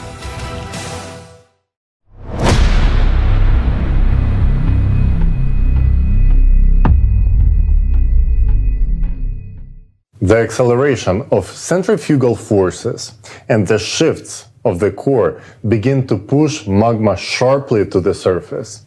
And this has not been happening for millions of years, but this is happening right now. Recall how quickly magma surfaced near Antarctica. Magma erodes and heats up the lithospheres from the inside. Yes, and it turns out that now magma rises up and expands in volume. And because of this, it's increasing pressure on the Earth's crust. Because of this, there is an increase in the number of earthquakes at a shallow depth. And the rise of magma itself can be seen by looking at the increase in the number of earthquakes at great depth. The rise of magma provokes volcanic eruptions. Yes. We should keep in mind that there are 3 known supervolcanoes in the US, and the most famous one is Yellowstone, which is giving alarming signs of seismic activity. So when magma gets even closer to the surface, supervolcanoes will inevitably react.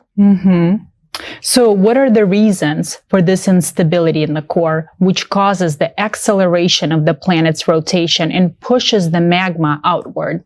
Let's watch a video on this topic.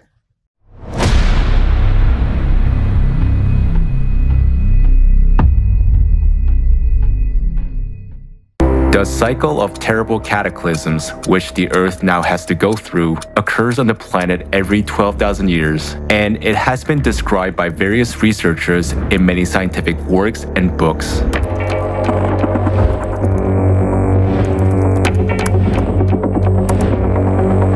The Earth's core creates a magnetic field. The Earth's magnetic poles are movable. Their sudden shift is called geomagnetic excursion.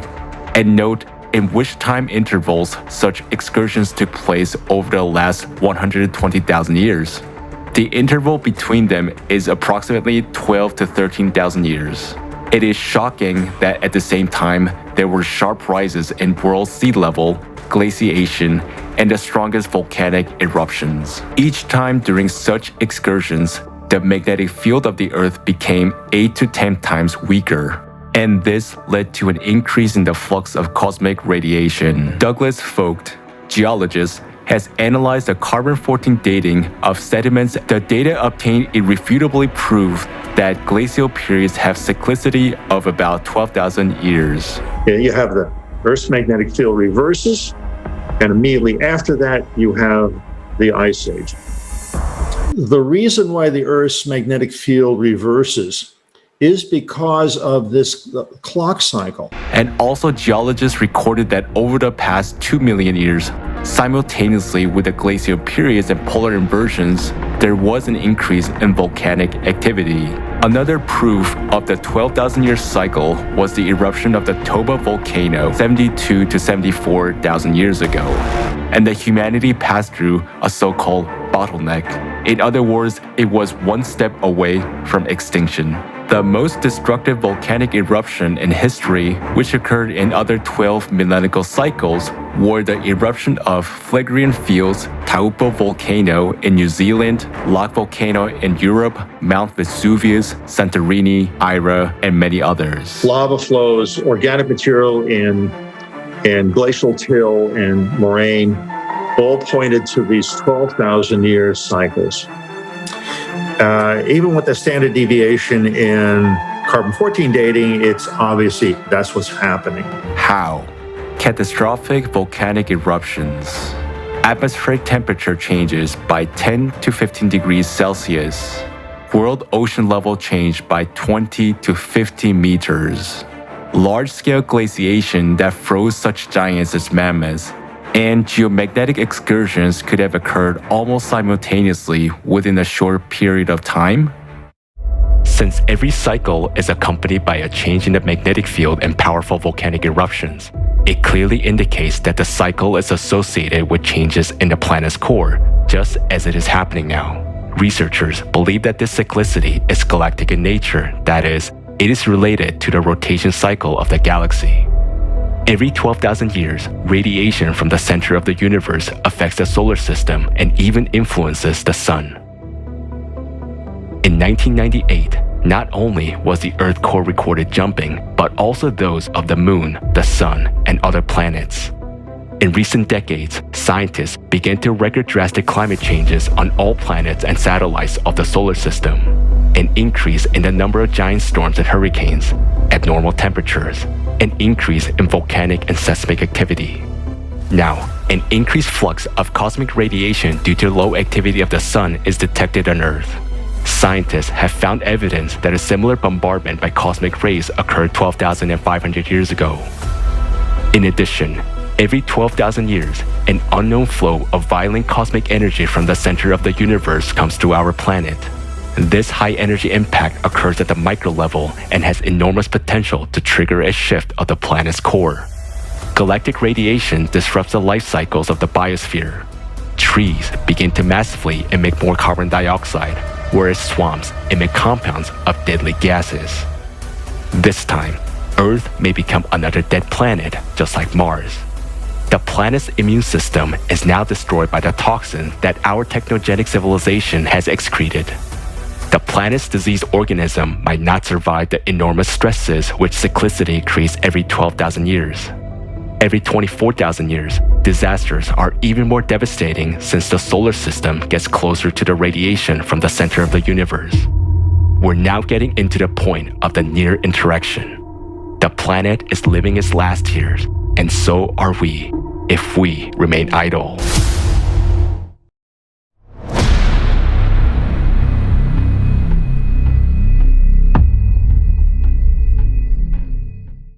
The cause of the climate change is the 12,000-year cycle of cataclysms. As you could see in the video, this cycle is clearly visible in the geological evidence. But this time, we're in a much worse shape than in the most recent cycle. Because according to all the evidence, the cataclysmic cycle we're entering is the 24,000 years one, which means it is even more destructive. At the same time, the planet's ecology is exhausted and its immunity is weakened. But we have not even reached the highest point of this cycle, while the cataclysms are progressing with terrifying speed. This means that when we reach the peak of the cycle, the planet may not survive.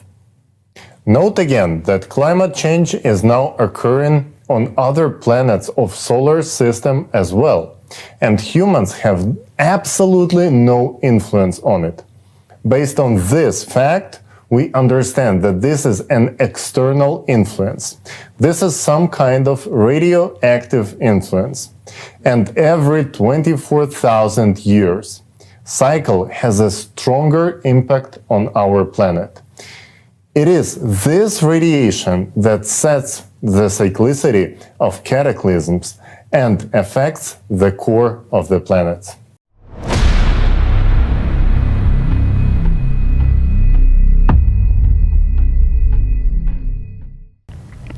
We see that the world is on the edge.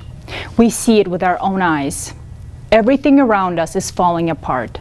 We, Americans, are losing what we've been building during our lifetime, and we can't hold on to it. It's a tragedy. But what are we doing to prevent it? Nothing. Today, as we face the climate, we are at best only fixing its impact. Have you seen the graphs? Disasters will only keep escalating, and more people will die. And what are we doing? We're just watching, listening to the news and thinking with relief, this didn't happen to me. Isn't that so? But the truth is, by the time we see the tragedy outside of our window, it will be too late to make things right. Tell me, how will you and I be able to make things right when our Earth will turn into Mars? That won't be possible because there will no longer be people left to make it happen. But is it the fate of Mars that attracts us? Is a red, lifeless Earth our dream? No. Every person wants to live, and so the most important thing for Americans to do now is to survive, to stay alive. But we can only survive if we unite. America is a great country, but where does the essence of greatness of America lie? Is it in the territories, in the soil, or in those who are controlling it? No. America's greatness is in its people, in us, Americans. If there are no Americans on American soil, will there still be an America? Ask yourself this question. And we are heading towards the point where soon there will be no America and no Americans left. Is America's greatness in the nothingness? America means Americans first and foremost. But a true American is the one who always stands up, not only for himself, but for the whole world. The one who seeks to save the whole world. So after all of these facts, any reasonable person would ask, what should I do? And we know what to do. We need to build the creative society. Our only chance of survival is to build the creative society, not just in America, but all over the world. After all, it is impossible to save a particular individual country when the whole world is collapsing. We Americans must set an example to the world and unite, forgetting all strife.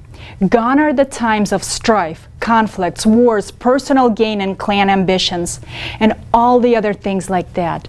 These times are over. Yes, things are still progressing by inertia, but at this rate soon, there will be no one left. So in order for us to save our lives, we will need to change. All people need to start living with a clean slate, to forget, forgive, and never again remember all the things that have divided us, all the things that have hindered us. We have explored many options, and nothing but the creative society can save us. Any other path leads us to certain death. Only in the creative society can we bring together the scientific potential and find an escape from the climate threat. The creative society is the best possible solution for people.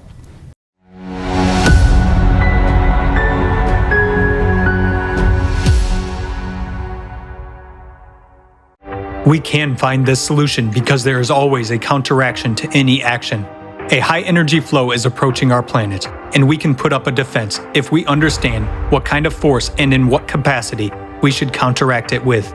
It is necessary to unite all honest, conscientious researchers from various fields of science, technical experts, engineers, practitioners, and theorists who are ready for new discoveries because the task is multidimensional and multi-level. It is necessary to set one common goal at the level of all countries, to provide scientists with funding, access to advanced technologies, and truthful statistics of climatic and geophysical services. Even with our current technology, it is quite possible to counteract cosmic radiation. If the goal is one and society prioritizes preservation of civilization and every human life, then humanity will be able to find a solution on how to manage this high energy flow. But we have very little time to find the solution. It is possible to unite the scientific potential of conscientious researchers only with the absolute support of the entire society and all countries. There can be no place for competition, private interest, and lust for profit. Openness of information for research may be available only in the creative society format, where there is no reason for wars and conflicts. In order to establish such a format of society, unification of all 8 billion people,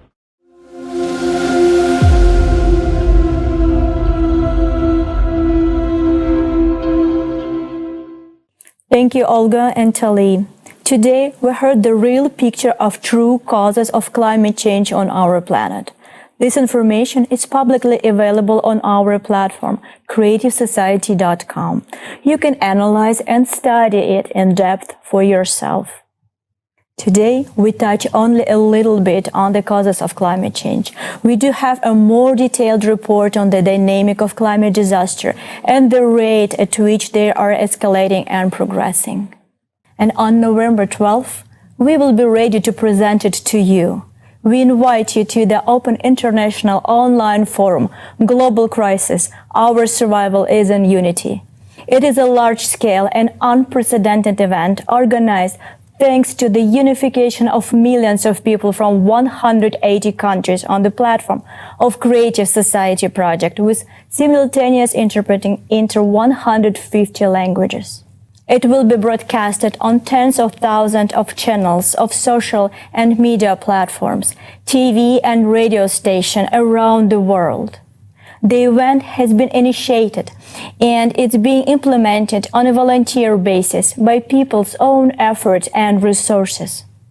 Organizers of the forum are volunteers from 180 countries. All participants of the forum, including professionals, scientists, and experts, act on the volunteer basis. At this forum, you will learn the truth about the scale and causes of all global crises that our society is facing now worldwide, and the impending disasters of the planetary scale. But most importantly, you will be presented with the practical solutions to solve all of these crises through building the creative society. That's really great news. Every human that cares about their own well-being and lives of their close ones should join in and share this information with as many people as possible. Because this is life-saving information that is essential for humanity to be aware of, so we all together could make a right decision.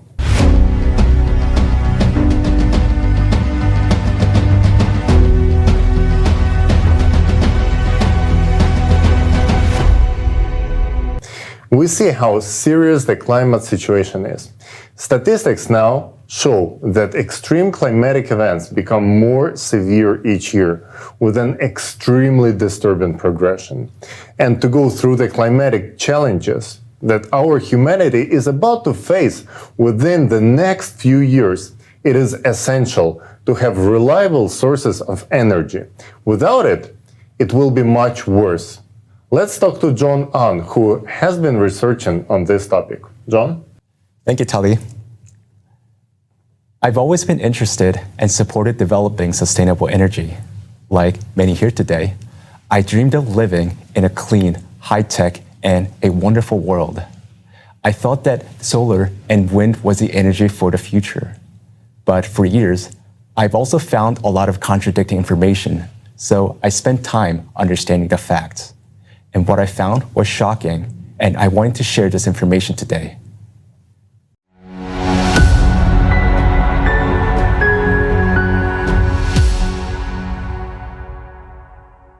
Today, everyone is concerned about climate change. Big climate conferences are being held where leaders of countries, scientists, and representatives of corporations are looking for solutions together. It seems that the problem is about to be permanently solved. We will all tighten our belts and switch to renewable sources. We are assured that if the chimneys or thermal power plants stop smoking, all nuclear power plants are closed, they build solar and wind power plants everywhere on the planet, and everyone replaces gasoline cars with electric vehicles, then by 2050, we will have a carbon-free energy system. This will supposedly save the world and preserve the environment, and everyone will be happy. Therefore, it is suggested that all the best minds and resources of humanity are directed to the development of green technologies. But what are we missing? Will it really save us? With all this, aren't we losing the most valuable things? Time and opportunities. So let us figure it out together, step by step. Today, renewable sources make up about 21% of total energy in the United States. Land footprint of energy systems displaces natural ecosystems, leads to land degradation, and creates trade-off for food production. The so-called green energy requires at least 50 times more land than the conventional power sources to generate the same amount of energy. Currently, solar and wind generate 13% of electricity in the US, and for now, occupy a relatively small area. However, Princeton University studies showed that if 98% of electricity is generated from solar and wind, land footprint will increase by more than 35 times, and this would be taken from the land that feeds us. The green energy requires at least 10 times more materials than conventional power sources. All this continues to contribute to the depletion and pollution of the planet. Solar panels. In the year 2021, a new solar project was installed about every 60 seconds. Manufacturers project the service life of these panels to be 20 to 25 years. But recent studies have shown that the performance of solar panels is much lower than declared. Moreover, their efficiency degrades every year. As a result, they have to be replaced much earlier, therefore, creating more waste than originally expected. Currently, there are no disposal regulations for solar panels in the United States. Most of the solar panel wastes are either exported to third world countries or sent to landfills because it is 10 times cheaper to dispose than to recycle. Thus, by 2035, the discarded panels are expected to outweigh the new units by 2.5 times. Note that the waste from solar panels is 300 times more toxic than nuclear waste. It contains heavy metals such as lead, cadmium, and mercury. These metals can leach out and get into the groundwater to impact human health. As you can see, this only makes the environmental situation worse, and this is just the tip of an iceberg that we have to look into deeper. So, what's wrong with wind farms? Observations have shown that wind turbines alter local climate. A recent study from Harvard University showed that if all U.S. electricity were generated by wind turbines, it would cause a warming of 0.43 degrees Fahrenheit in the continental United States. This is even higher than the average temperature increase on our planet in recent decades. Wind turbines also generate low-frequency noise, which poses health risks to nearby residents. Adverse effects include sleep disturbance, headaches, and cardiac arrhythmia. Moreover, wind turbines are annually killing millions of bats and birds, including slow reproducing species, which negatively affects the ecosystem. At that, we are not even talking about their maintenance, which implies building special purpose vessels, expensive utility high-rises, and constant replacement of blades. Just one wind farm during its lifetime requires more than 350 tons of lubricants, which is equal to 6 railroad tank cars, which are, by the way, also produced from non-renewable resources of the planet. Just think about it. The size of the blades can be as big as the length of a soccer field. And do you know what they are made of? That's right, of that very plastic that we continue to struggle with so unsuccessfully around the world because of their gigantic size and hazardous chemical composition. They can't be recycled. So the classic solution is that the blades are taken to landfills and covered with soil. It is expected that the amount of waste from wind turbines will increase by 20 times by 2050. After all that, do you still think wind power is environmentally friendly? Electric cars are considered to be a part of the solution to the green energy transition, but electric vehicles, because of their batteries, require more materials, especially metals. Lithium and cobalt, which are required for electric vehicles, are not used in gasoline cars. By 2030, 300 million electric vehicles are expected to be on the road. So, to estimate the global impact, let's look at the numbers. The amount of fresh water required to mine lithium and cobalt for all those electrical vehicles would equal 750 billion gallons, an amount equivalent to more than 12 years of drinking water supply for the entire US population. And this happens at a time when we are experiencing a shortage of drinking water on the planet. Also, the energy required to mine lithium and cobalt for all these electrical vehicles is equivalent to the annual energy consumption of all the US residents. Moreover, in order to produce cobalt, child labor is being exploited in the Congo underground mines. These innovations are being implemented to supposedly allow us to breathe clean air. All this impact on our society and environment will only worsen over the years. Is this new technology sustainable and environmentally friendly? To summarize, considering all of the above information, we should answer the following questions together. Should we continue to actively develop alternative energy technology if it has so many disadvantages? Is it beneficial for us today, or should we put our efforts to find a more effective solution?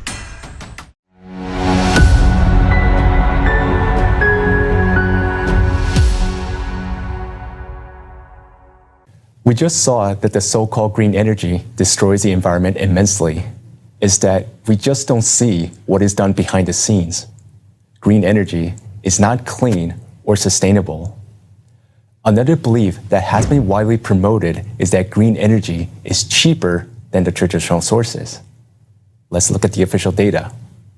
And indeed, solar and wind do appear to be cheaper than energy from coal and gas. So you would think more green energy should lower the price of electricity, right? But let's check that with the actual data from the developed countries. This chart here shows the price of electricity versus the amount of green energy installed. You can notice that the more green energy, the more expensive the electricity. In other words, your monthly bill is higher with more solar and wind energy installed. It also means that everything else will get more expensive. So this trend is not what you expected. This is really shocking. This means that not only so-called renewables are bad for the environment, but they also make electricity much more expensive.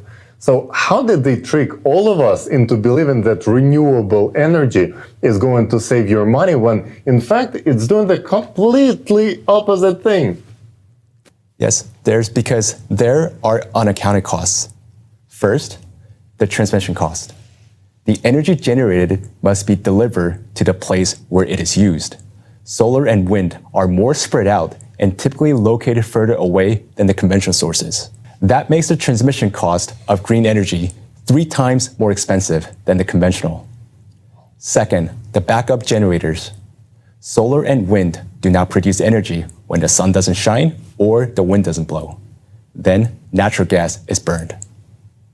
But this is done in a small capacity generators with low efficiency. The price of this energy is very expensive. Third, recent policies to support green energy. They increased taxes and fees on the traditional power sources, and this also made the green energy appear artificially cheaper. And our country is adding a lot of green energy every year. It means that our electricity bill will continue to grow. But that is not the biggest concern here. The main problem is that the green energy is weather dependent. It's unreliable. Just imagine, we have a blackout from extreme weather. Suddenly, the power cannot be supplied. There is no air conditioning, no heating at home. Imagine hospitals can't perform emergency operations. Patients on a life support will not get help. Many people are going to die. In addition to that, imagine that the payment system suddenly stops from blackout. You can't buy food, medicine, you can't get gas, you can't cook. There are no lights and water at home. Not only for a few hours, but for many days and even weeks. That will lead to chaos and violence on streets. Okay, so not only this renewable energy is bad for the environment, it drains your pockets dry, but it's also extremely low in reliability and can lead to major blackouts. Doesn't it make it more sense to call it not renewables but unreliables? Aren't we supposed to think about what kind of situations are we getting ourselves into ahead of time before they actually occur, like they did in California just this year, where we've seen the results of such policies this summer, when they have rolling blackouts like third world country and people can't use ACs during heat waves, and God forbid them to even think about charging their electric vehicles. Yes, I agree, absolutely. We need to be prepared for a shortage and outage of power. And this is why, right now, if we face an emergency situation, our country has enough coal and natural gas stored to supply electricity for 2 months. But with green policies, this storage will decrease to less than 1 month. The proposed solution is to replace coal and gas mostly with batteries as energy storage. And of course, everyone agrees that having energy storage is essential, especially for the weather-dependent green energy. But no one really seems to talk about how much batteries we need and how much it will cost. So I was curious to check especially how much electricity would cost if we would install, say, 1 day, 1 week, or 1 month of lithium battery storage in net zero 2050 scenario. Because of the batteries, the electricity bill for American household will increase. But the question is, by how much? If we look at this chart, just for 1 day of storage, your monthly electricity bill of $110 right now will increase to $250 just for 1 day of storage. For 1 week of storage, that will be over $1,000. And for 1 month, over $4,000 per month. That is nearly 40 times more than what many of us pay right now. This is the cost of the reliability of green energy. Okay, so $4,000 just to have 1 month of storage. And it is in current numbers. So right, with this inflation that we see right now skyrocketing, the prices might even go even more up, right? But this shows it is unaffordable to have energy reliability with solar and wind. On top of that, there is not enough lithium in the world to build even 1 week of battery capacity. So reliable green energy is not even achievable. We are really shooting ourselves in both legs by killing our reliable sources of cheap energy for an unachievable fantasy. Unreliables are clearly a threat to society. So who benefits from promoting it? It's clear that for some people, fighting CO2 is a business. Going green actually doesn't help the climate. The climate will change whether we go green or not, because a problem stems from changes occurring in the Earth's core. The important thing now is not to point fingers, but to find a common solution, a more rational and sustainable source of energy. Killing existing sources of traditional energy is senseless and anti-humane. The existing energy system has been providing us with cheap and reliable energy, and we need to preserve what we have. And investing in our reliable solar panels and wind turbine is complete nonsense. But science, it keeps evolving, and we did not reach a dead end. There are already better solutions. This solution is called fuel-free generators, and there are already companies that are manufacturing them. These generators, with just small input of energy, can produce much more energy for more than 20 years. This is a solution that can solve problems of sustainability, cost, and reliability. Now, let us watch a short video about fuel-free generators.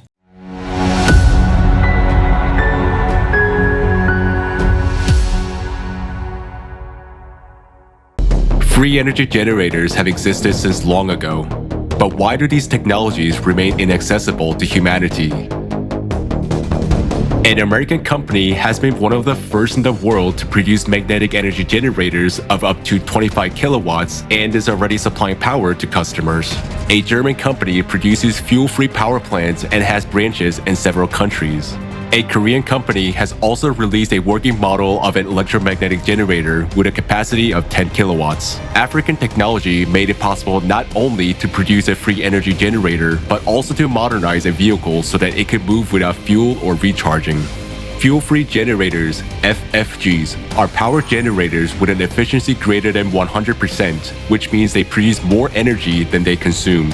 But the most valuable thing is that this power source generates free and environmentally friendly energy. FFGs may be installed not only in houses and on vehicles, but also on helicopters, planes, and ships. Introduction of FFG technology alone will enable humanity to discontinue using hydrocarbon fuels.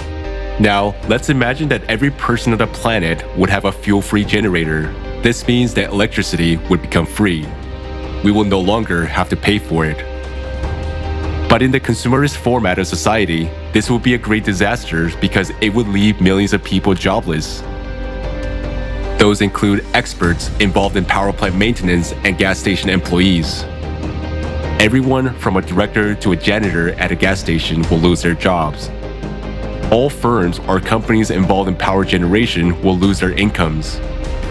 While that includes logistic firms, manufacturer of wires, pipes, and even all the machinery which has been necessary for the power plants. Manufacturers, suppliers, and sellers of solar panels won't be needed.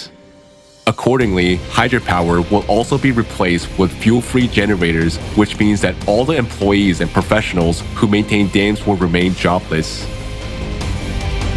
Moreover, this situation will cause a chain reaction. Those millions of people will no longer be able to buy goods and use paid services. Goods turnover as well as manufacturing plants will come to a halt. This in turn will affect billions of people who will lose their jobs and means of subsistence. This will cause a dissonance in the trade and manufacturing sectors, as well as social tension, increasing the gap in society between the poor and the rich. This gap will in turn cause an increase in crime, racketeering, conflicts, confrontations, and discontent with authorities. People will take it to the streets. After all, hunger is the strongest incentive to commit illegal and inhumane acts.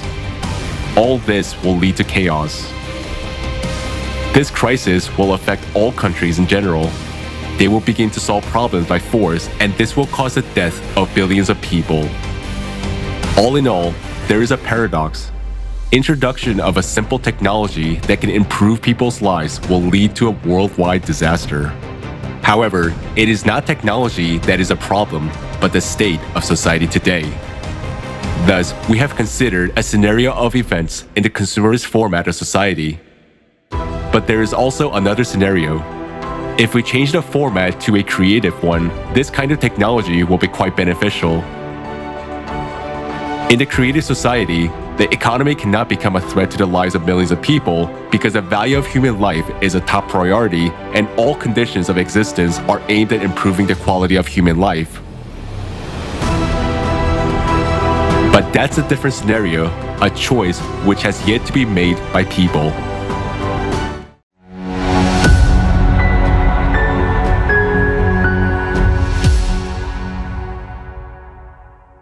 Just imagine the possibilities that this will open before the humankind. Energy-demanding processes will no longer be an issue. Plastic recycling for a clean environment, growing foods indoors using desalination of water to provide enough food and fresh water for everyone. It will be a paradigm shift. And this is only in our power to make this energy available for everyone. And this is only the beginning.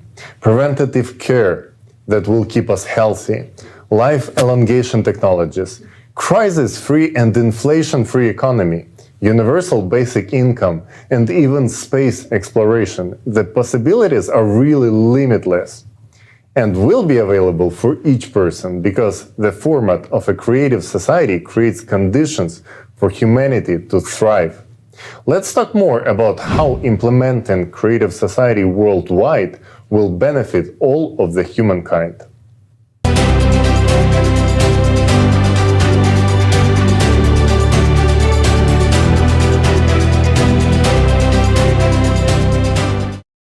We can see that in today's format, it's impossible to solve the problems that concern all people. The proposed solutions we hear today are not working. Today, we showed the real facts of the true causes of climate change, talked about the economic crisis, mass shootings, green energy, and the scam of CO2. The only way to improve the lives of American people, of all people, is to build the creative society. We have a solution. Today, we need to use it. The creative society is a format where life, freedom, safety, and well-being of each individual are of the highest value, not on paper, but in practice. Society where power of one person over another is absent. People themselves make decisions on key issues together without shifting responsibility to a small group of individuals. Creative society will provide a world without wars, poverty, crime, and violence. Such a society is beneficial to everyone. We will try to answer all the questions you might have about the creative society today. If there is something that is not clear to you, don't hesitate to visit the official website, creativesociety.com, or send us an email at info@creativesociety.com. Let's take a look at social surveys to see what American people really want and what is the American dream to them.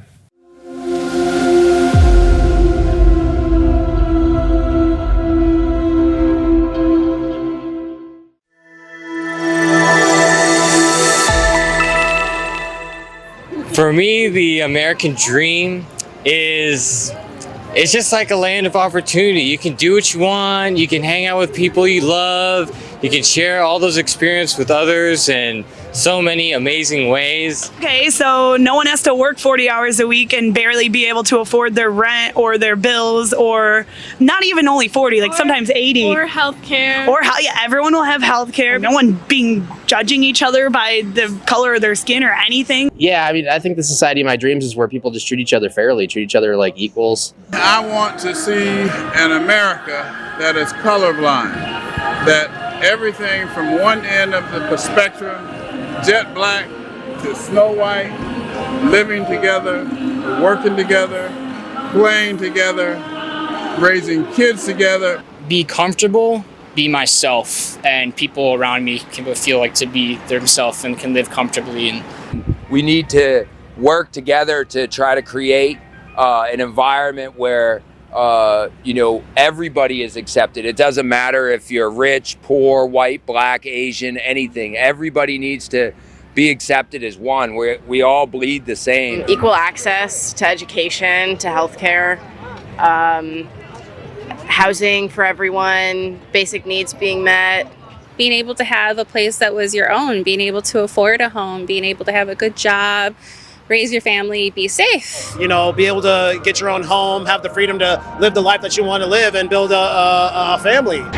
My American dream is for my grandchildren is to be safe, out of harm's way. There would be a lot more stability in society, and I think in a safe and happy world, we would all be able to have our voices be heard.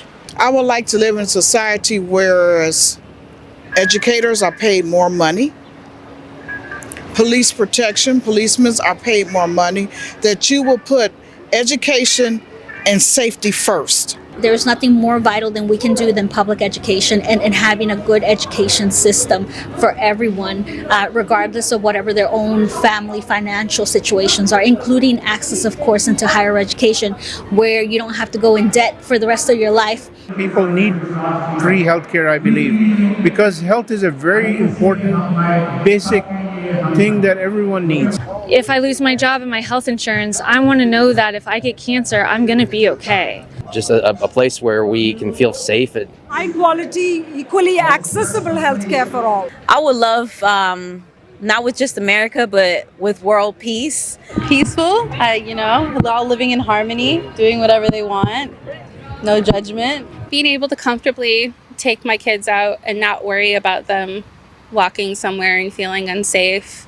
I can go to the grocery store and not be afraid that I'm going to get shot. Freedom and safety is like something that everybody deserves and desires, and not have to worry about money. Being able to live without working. For me, the American dream is political freedom. We should have our liberty, and we should have all of our freedom that is guaranteed in the Constitution. It's freedom to own business. Well, I think a lot needs to change economically with respect to class and the redistribution of wealth.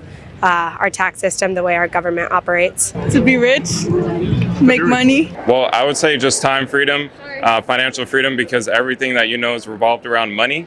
And I feel like if we just have more freedom in that sense, then we could live a lot happier life and also lead the new generation to generational wealth. I think it starts with good business opportunities to give everybody the chance to do that. Going beyond just surviving, but thriving. When you don't have the financial freedom, you are giving up on many things that you might be able to do otherwise. There's sufficient resources and equal opportunity to access and gain access to those resources. To me, a unified world would be a good place to live. I want to try to travel more, and my American dream would be to work a job I like and be financially stable with that, which sometimes is impossible, and then also get to see the whole world, which I really hope I can do. Living your best life. I guess world peace.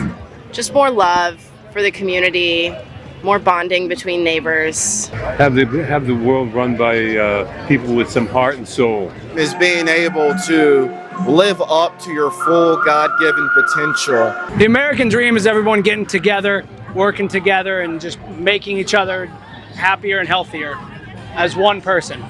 We're all one community. I would really like to see, hopefully there will be a change or maybe a restart on this world, and United States included, to revamp and revise a whole new beautiful beginning. I would like to live in a society where there's no envy, where people support each other, where there's always a lot of love and mutual help. And above all, I'd like to live in a peaceful world, one where everything is done from your heart. It comes from your heart. Unity is a strength. Together we will go far. I mean, those are slogans, but we need some initiative by conglomerating with the different groups where we can come on one platform and everybody can do their part. Somebody is specialized in something, somebody is specialized in something. So if those all hands come together, I think that's the only way. It will take time, but somebody has to take that step. And we can get a better society.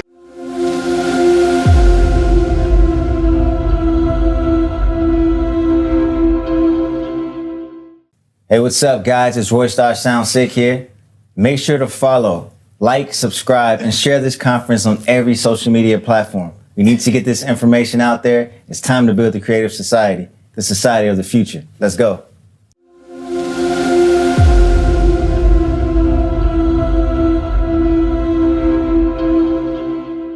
Wow. I can definitely see myself wanting the same thing, freedom and equality. I would like to have enough time to work on things that I like and be sure that my kids have their needs covered.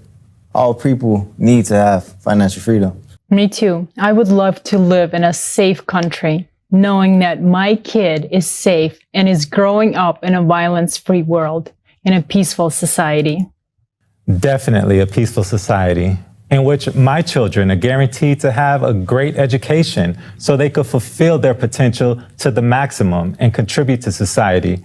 Let's make the world a better place. Yes, and for me, healthcare is very, very important, and I would like to see our society being healthy, where all of us are taken care of, the world where all the diseases and sicknesses are being cured. And our high-quality healthcare is available to everyone. Well, you can see that we're all not that different after all. In fact, we all really want the same thing. And the essence of it can be described in two simple words: the creative society. Let's take a look at the benefits which we all will receive in the creative society and compare it to the American dream.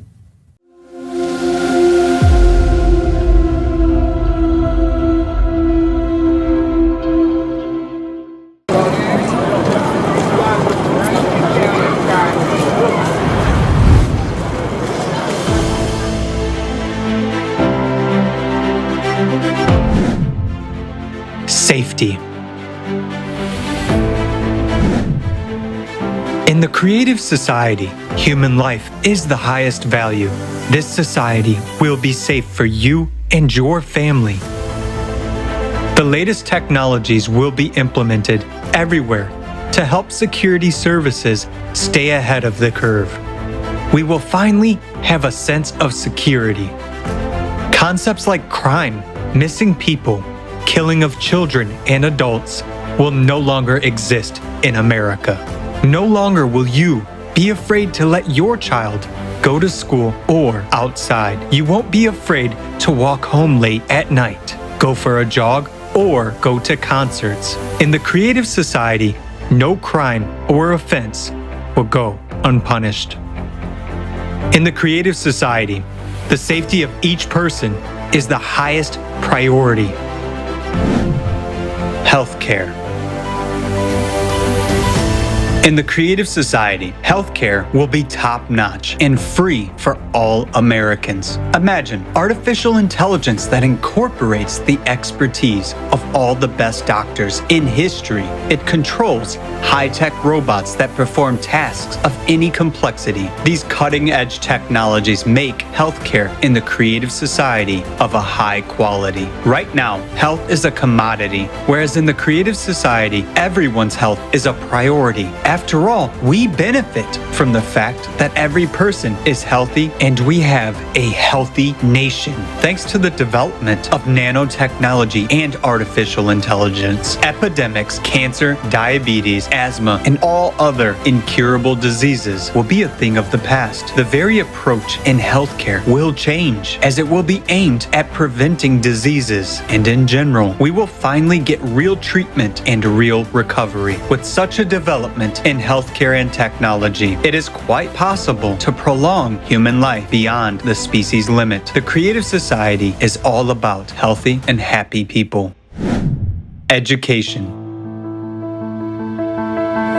In the Creative Society, education at any level will be free and available to absolutely every person. Thanks to a new approach to education and advanced technology, you will be able to study and learn new skills anytime and anywhere, as well as easily change careers. Education will no longer be a chore. The process will be engaging and exciting. For example, with the help of VR glasses, you will study the human body from inside, traveling among molecules. In the Creative Society, you will be able to study at any university in the world and learn any profession you want.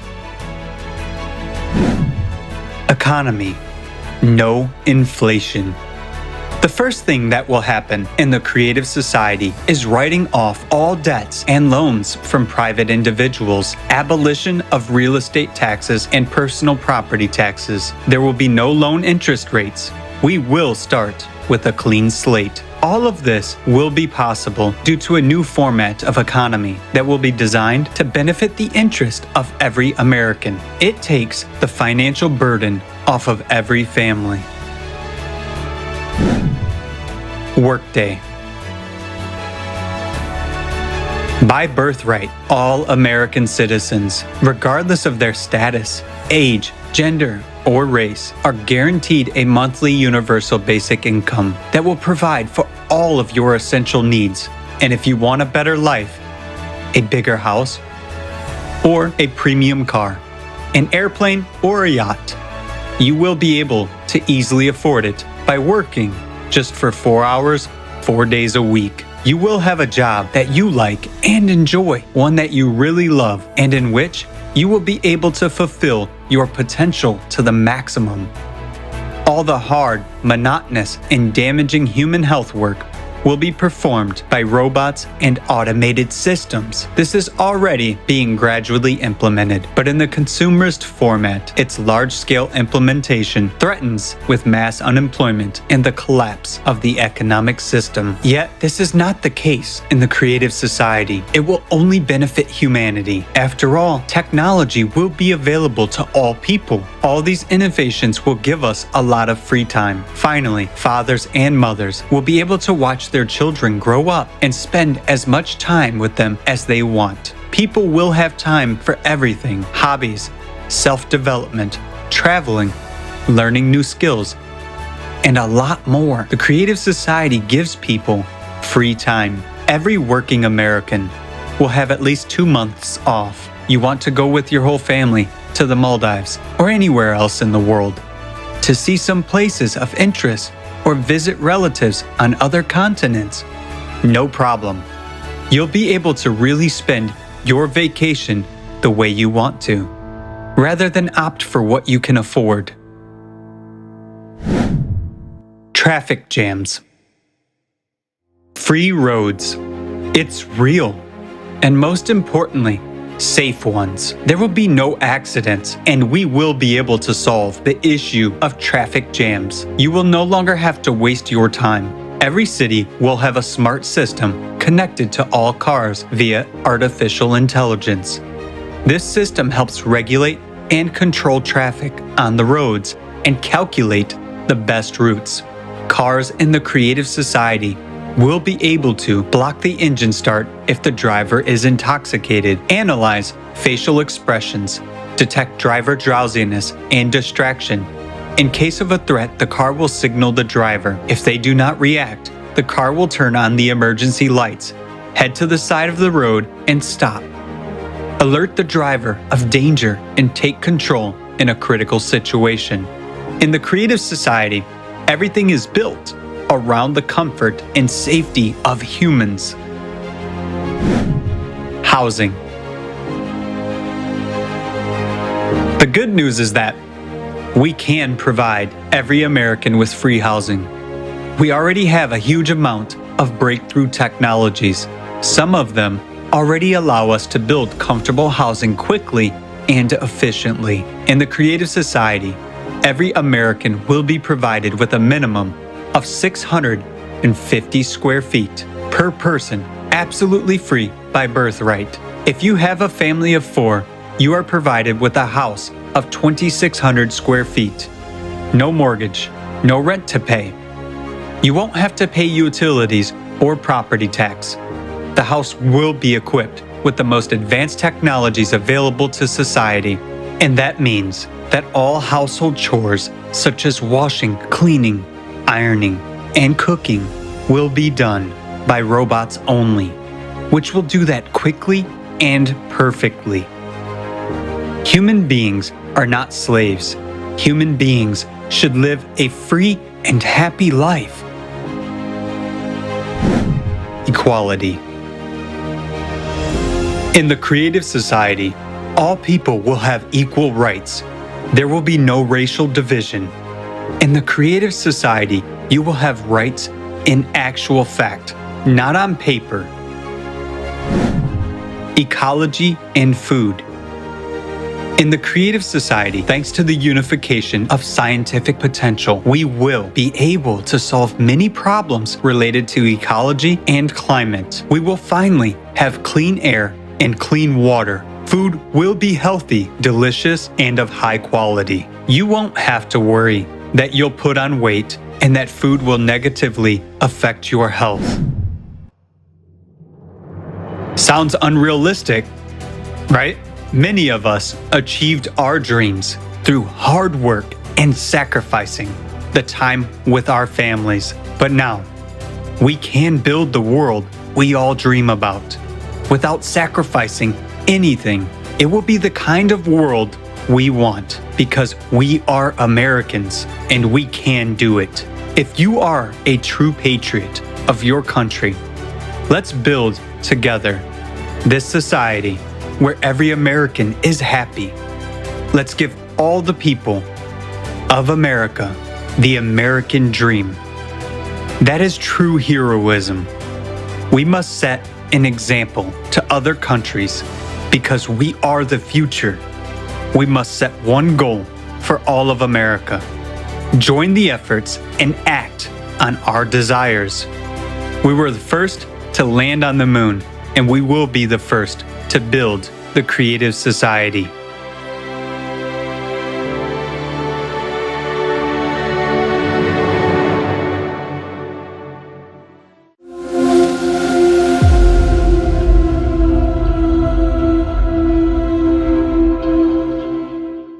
Wow. We can clearly see now that the American dream is the Creative Society.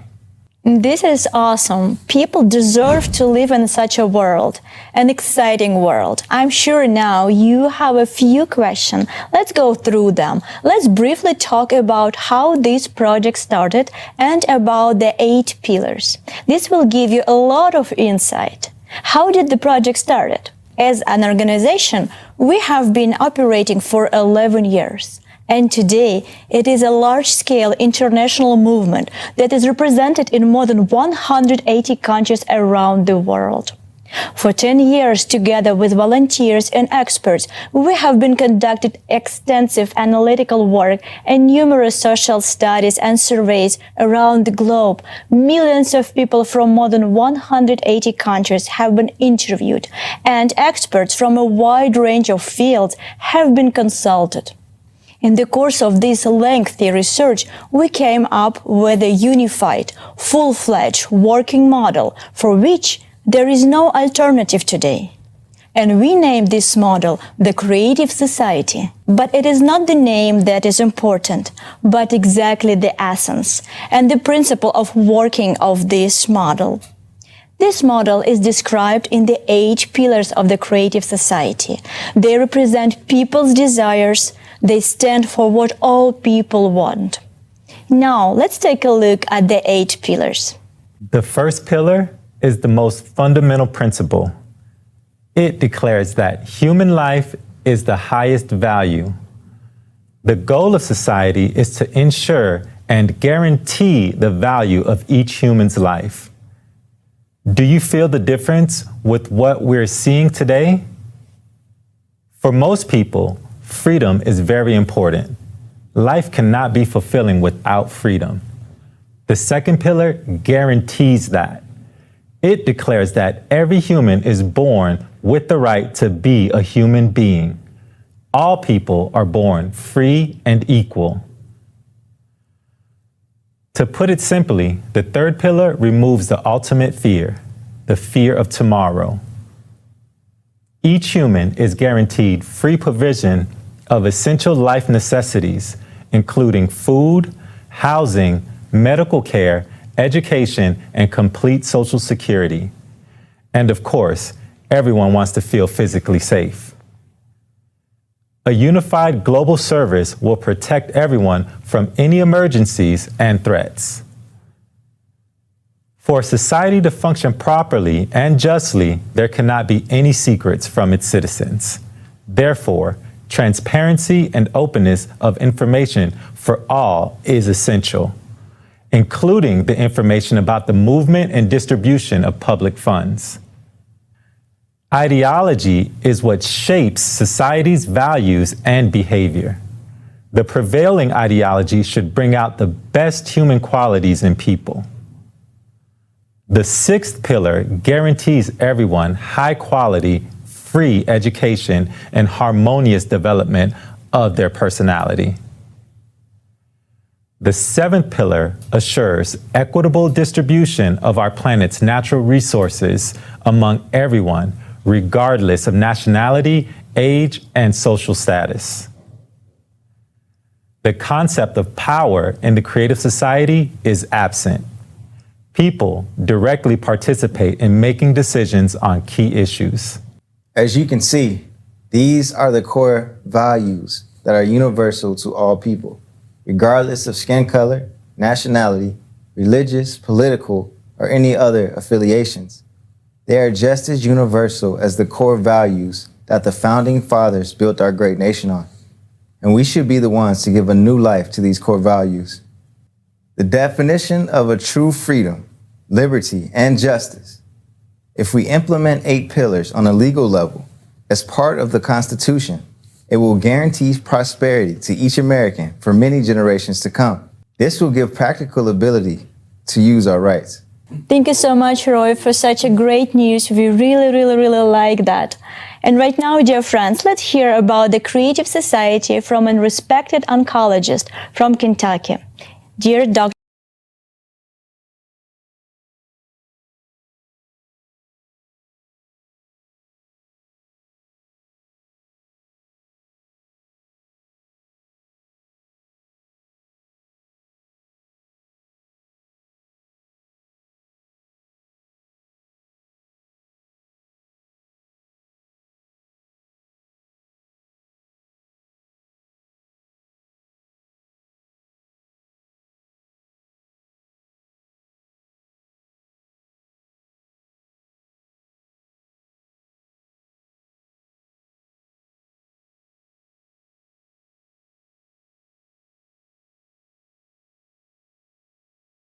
And with our brethren around the world are far more important than the issues that divide us.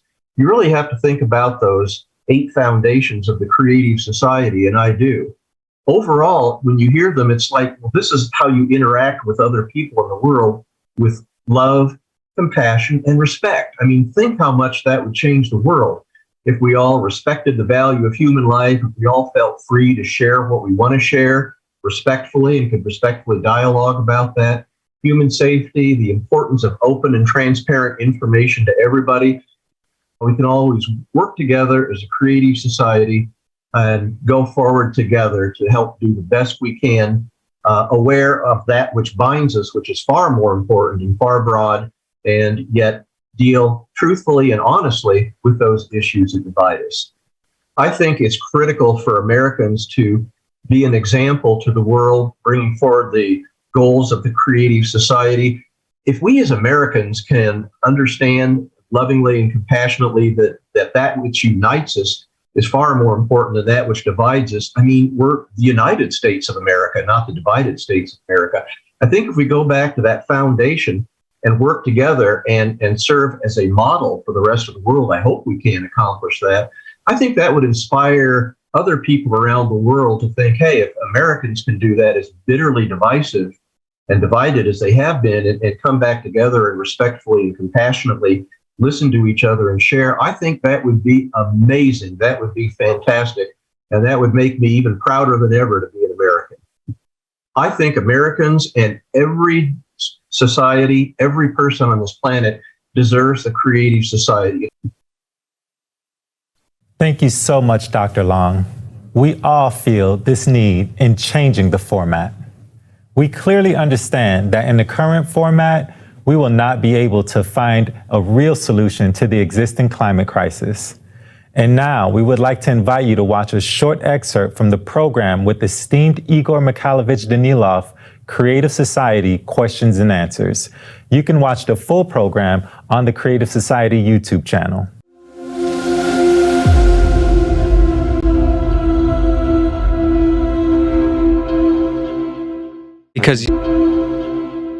Because unification in the creative society implies unification on an idea, on the improvement of the quality of everyone's life, our life and your life, friends. It is directed precisely towards making life better, more beautiful, and safer. Excuse me, I will say it straightforwardly and simply, so that you, my friend, can live in a safe world, so that your life is valued more than anything else in the world. We should unite precisely on that, you see? Not just your life, but the lives of your loved ones, your family, and friends. That's what unification is all about. To build a world where no one ever feels hungry, simply so that everyone has enough water, food, and clothing. The creative society unites the whole world. It makes the whole world one big family. But the creative society is for each and everyone, you see? This is the paradox of the creative society. It is for all of us. But at the same time, it is for you, my friend. First and foremost, it is the format that can make your life beautiful, happy, and absolutely safe. And most importantly, the only option that is acceptable to all of us is that format of the creative society, in which we can find what we can use to oppose climate change and how, in reality. And in reality, we will be able to preserve our planet and save our lives together with you, friends, the lives of each of us. So is it worth doing it or not? Yes, of course. Of course. And you know, as of today, there are a lot of people who understand and know that. First and foremost, a lot of intelligent and literate people, and not indifferent to their own lives and to the lives of their relatives and friends. So they, first of all, know and understand what is happening to the climate in reality. Not even to politics, not even to the economy, but to the climate, and understand all the looming threats that nowadays disastrously affect geopolitics, business, and lead to serious clashes at the geopolitical level, and so on. They understand that a little time will pass, and the situation will be much worse. Everywhere, the crisis will progress, and it will be impossible to stop them. Understanding and knowing that, they joined the creative society in the first place. Why? Because they are literate, intelligent people. Let's all become smarter. Let's stop shifting responsibility onto someone else. You see, by shifting responsibility onto someone else, we deprive ourselves of the future, ourselves first and foremost.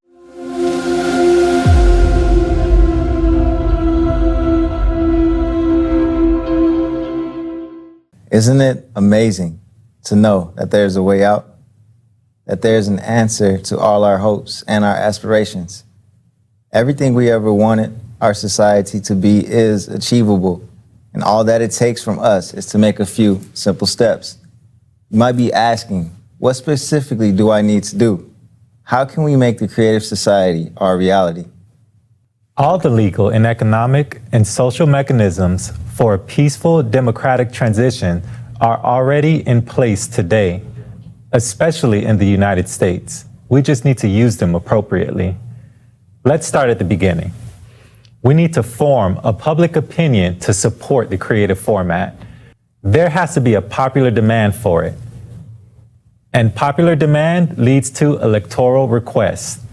And the electoral request moves the politicians.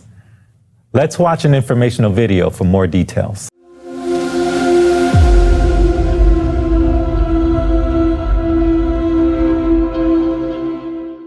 The first and most important step in building the creative society is to let everyone know that such a format exists and the tremendous benefits it will bring to every single person. How can this be achieved? You can. Share the information about the Creative Society on social media. Tell your friends, neighbors, and coworkers, pretty much everyone you know. Tell them how they would benefit in the Creative Society. Wear a piece of clothing with the logo of the Creative Society, such as a t-shirt or a baseball cap.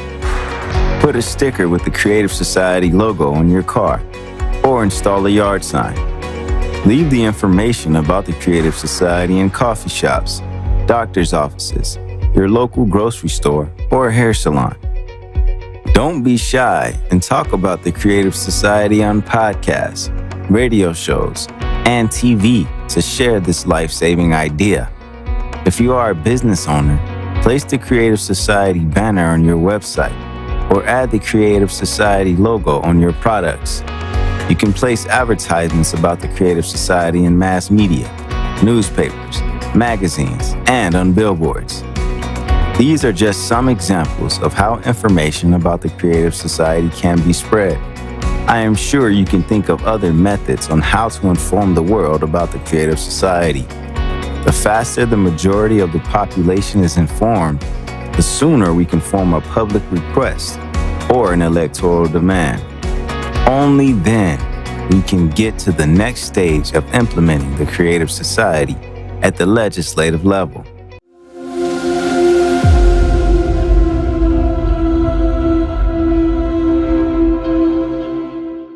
Okay, so now let's move on to the next question that people might have.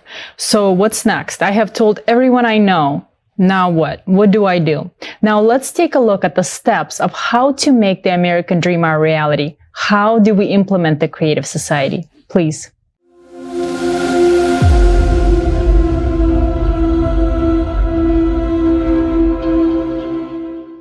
Once you learn about the Creative Society, visit the website creativesociety.com and click the Join Us button to select one of the following options. I support building the Creative Society, but I am not yet ready to officially support the electoral platform.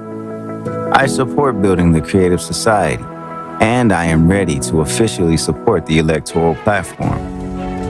I support building the Creative Society, and I am ready to take an active part in this process, as well as to officially support the electoral platform. When a majority of eligible voters support the Creative Society, we can move on to the next step, which is creating an electronic voting platform. The electronic voting platform is a secure online voting application that you can install on your phone, through which people can choose politicians who fully support the Creative Society. This system will allow us to choose candidates who are going to implement the Creative Society at the legislative level. By using the same platform, people will be able to pass bills, adopt laws, and prioritize budget spendings. Moreover, people can revoke any politician from any government office if they are not representing the people's will. The first law that an elected politician must pass is the implementation of the electronic voting platform into the Constitution. The second law that must immediately pass is the incorporation of the 8 pillars of the Creative Society into the Constitution. That will put the value of human life, freedom, safety, justice, and equality in the first place. Passage of these 2 laws changes everything. Integration of the 8 pillars into the constitutions of all countries will make it possible to promptly reformat the values of world society from anti-human to the society where human life is the main priority. The Creative Society motto eliminates concentration of power in the hands of a single individual or group, and key decisions are made by people themselves. People's power is implemented through their active participation in society's life and regular expression of their will via an electronic voting platform. Say yes to the Creative Society. Join now.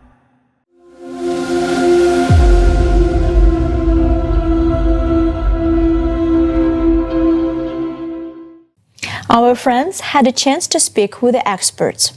Let's hear from Professor of Political Science at Shippensburg University, author and political commentator. She will explain to us how amendments to the Constitution can be passed. The pillars of the Creative Society are so idealistic and wonderful and are built upon mankind's best virtues. And I think in an ideal society, in a creative society, the best of us would encompass all of these. We would be creative. We would have justice and equality for all.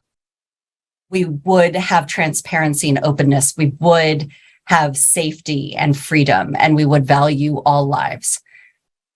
And I think that in America, our freedoms sometimes bump up against the freedoms of somebody else. That is another human quality, which, avarice and greed and jealousy, those qualities are not the ones of angels. And knowing this, our founding fathers, the framers of the Constitution, the biggest thinkers of the time, knew that men were not angels. And our Constitution is written specifically understanding that. So the legal process of a constitutional amendment is actually very straightforward, which is that an amendment has to be proposed by 2/3 vote of both the House and the Senate. And then 3/4 of the state legislatures have to pass it as well. So put another way, 67 senators would have to agree to it. And I think it's 435. I think it's like 308 or something like that. I think it's that. Of the House would need to agree to it as well. But let's just say that we could aim for that and that it's possible. Then it would have to be 2/3 of the states as well. There are 50 states. And, so math is not my strong point, but it would have to be 34 states. Okay. If that, again, if that's what your goal is, then that's the process. And it's an uphill battle because the Constitution has been amended a total since 1789 when it was ratified, a total of 27 times. The first 10 we got for free in the Bill of Rights. 2 times were about alcohol, prohibition, which took away Americans' right to drink. And then the repeal of prohibition, which said that was a terrible idea. Everybody gets to drink again. And so that means that in total, 15 times since 1789, we have amended the Constitution. If we've been able to add 27 amendments to the Constitution, why can't we add another one for the benefit of all Americans? Yes. And if we unite all our potential and remember that we are American, nothing will stop us on our way to glory. And this will be the best and biggest legacy we can leave to our children and generations to come. Creative society is the most peaceful and the most appropriate society format in the entire history of humankind. Only in the creative society can we cope with climate threats and the crisis of the entire humanity. The best investment in your future is an investment in the Creative Society. Every active volunteer of the Creative Society, those who are implementing the hardest and most difficult part, that of informing all people, deserve to receive a Peace Prize from the Creative Society. Every participant of the Creative Society deserves to be recognized and remembered in the future by grateful descendants. In a transition to a Creative Society, everyone who devotes time and effort will be rewarded. Let's discuss and bring understanding to this. An award should be structured in such a way that it reflects the efforts of people who inform about the Creative Society. The Volunteer Peace Prize can be broken down into 5 categories. First, those volunteers who currently inform a few people. Those are people who put stickers, "I support the Creative Society," on their cars, who talk to their colleagues, friends, acquaintances everywhere, who work with just a few people will receive $1 million. Second, those people who inform dozens of people, those could be cafe owners, bloggers, those who travel, explain, talk, who are not shy to talk in buses or somewhere else and massively inform dozens of people, they get $2 million. Third, those who inform hundreds of people get $3 million.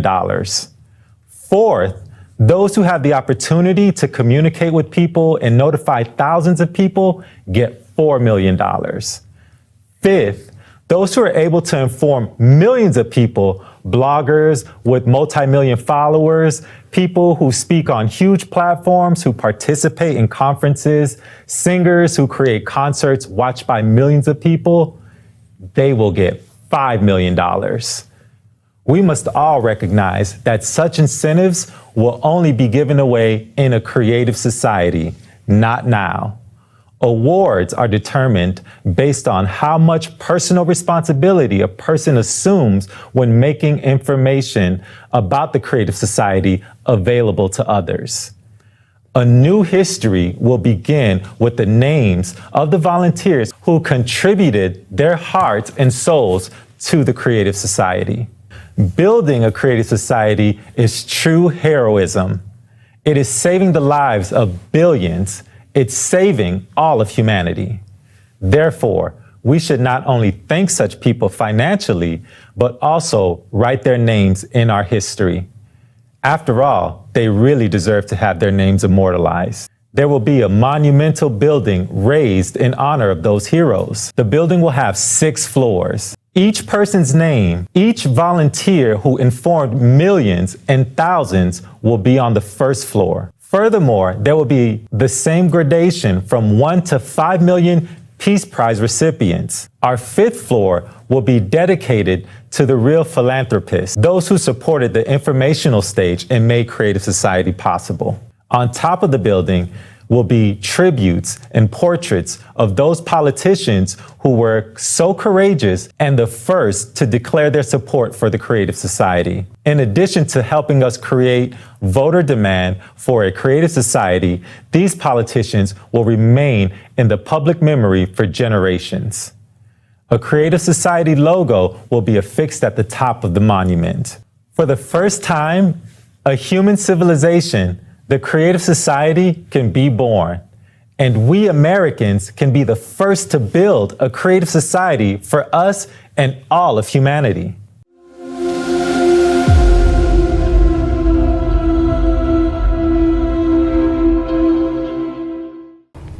Today's conference gave us a perspective on the abyss into which we're hurtling at full speed.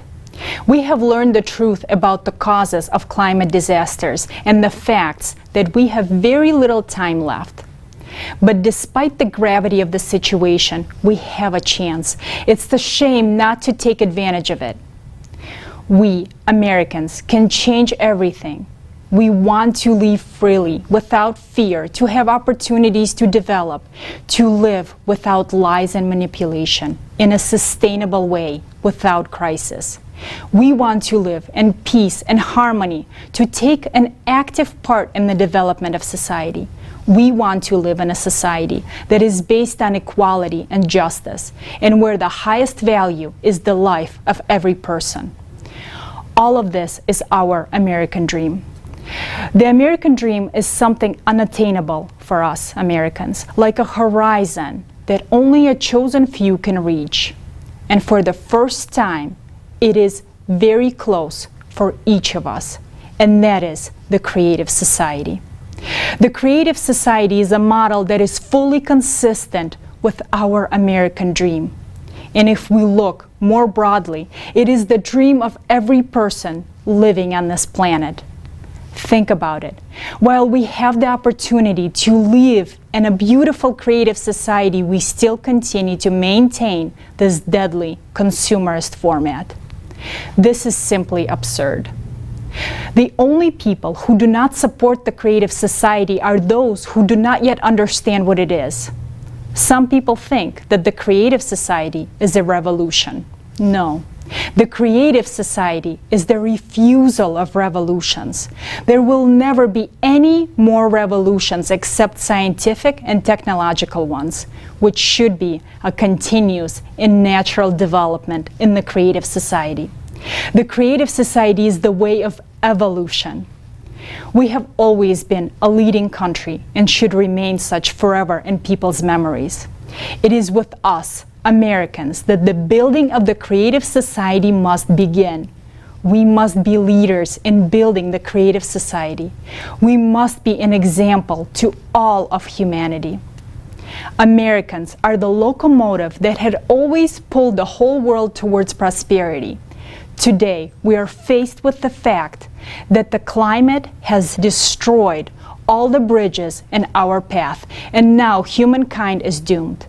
But we can turn our locomotive towards the creative society and save ourselves and the world. Our Hollywood movie heroes have saved the world many times. But now the time has come for real heroes, for the entire human race faces a real threat. Who can do it? No one but us. And that should be our encouragement and our motto. No one but us.